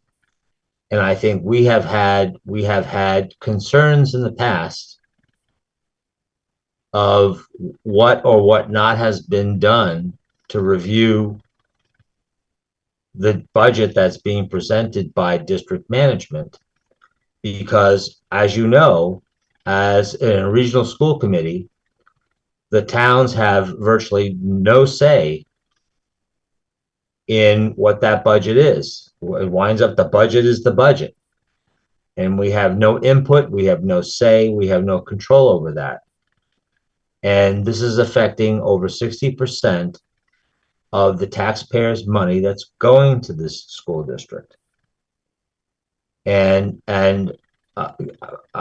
we can get into a lot of things now, but I think there needs to be some level of increased accountability that I feel, perhaps you feel, perhaps the townspeople feel, that the school committee is providing and doing what they can to provide the best environment for an educational opportunity for our children, but also mindful of the taxpayers' issues of funding.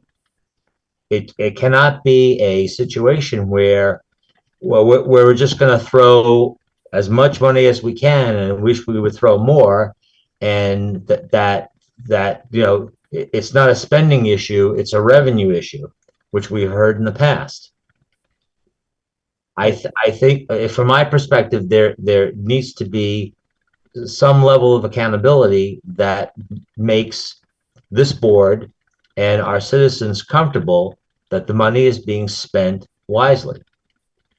Do we have any examples of information that other school districts are providing that Neshoba is not providing? No, I don't have any examples of that.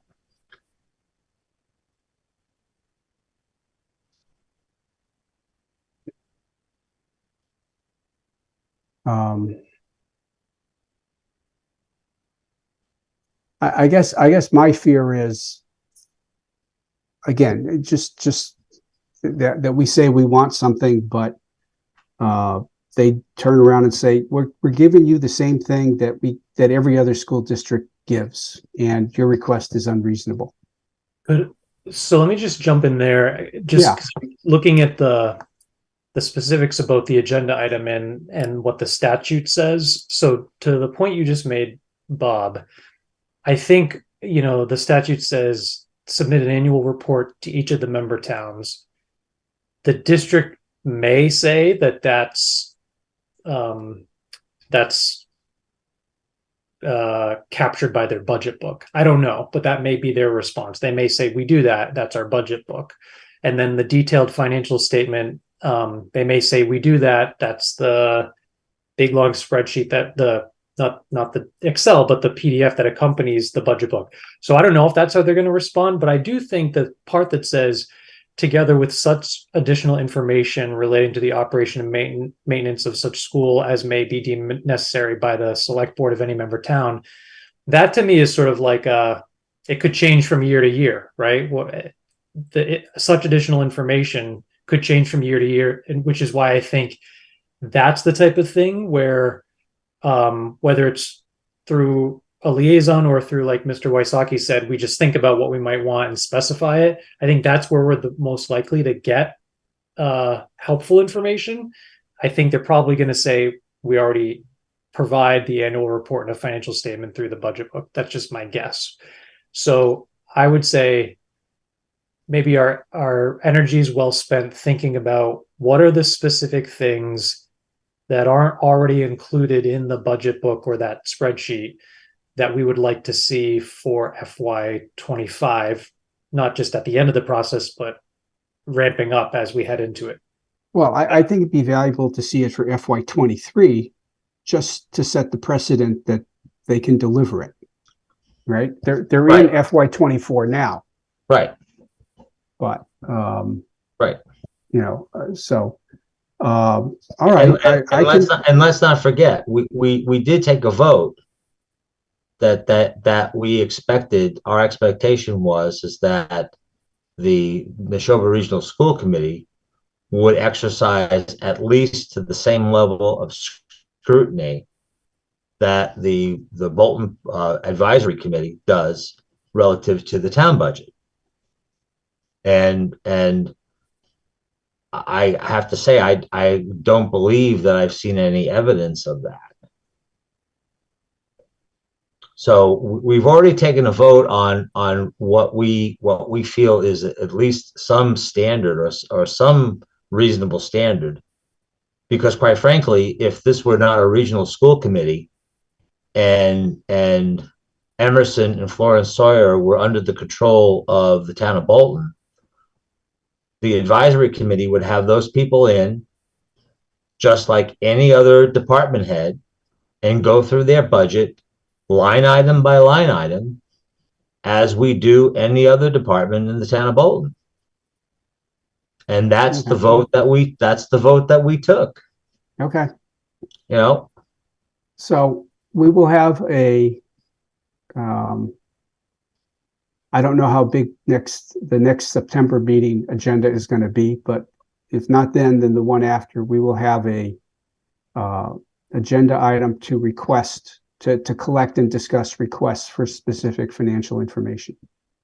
I think that's fine. That's fine. I mean, I think it's good that we start early, given the fact that the budget season starts in earnest at the beginning of January of next year. I think we really need to clearly articulate what our expectations are, you know, especially given the fact that now we are being asked to fund a $241 million high school. Yeah, well, I think the school district budget season starts in November. Well, whenever. Whenever. Well, but yes, it does. But it starts without the school district. Right.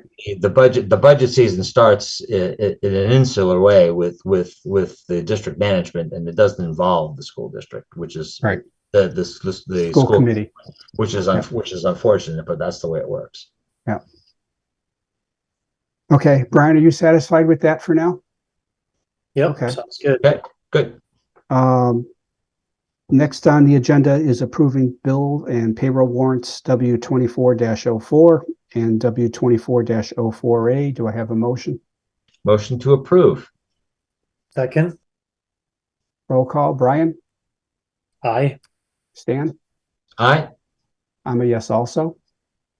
There are no minutes, is that correct? Okay. So I guess we can entertain a motion to adjourn. So moved. Second. Stan? Aye. Brian? Aye. And I'm a yes also. All right, thank you, everybody. Long meeting, got a lot done. Thank you very much. Have a good evening. Have a good weekend.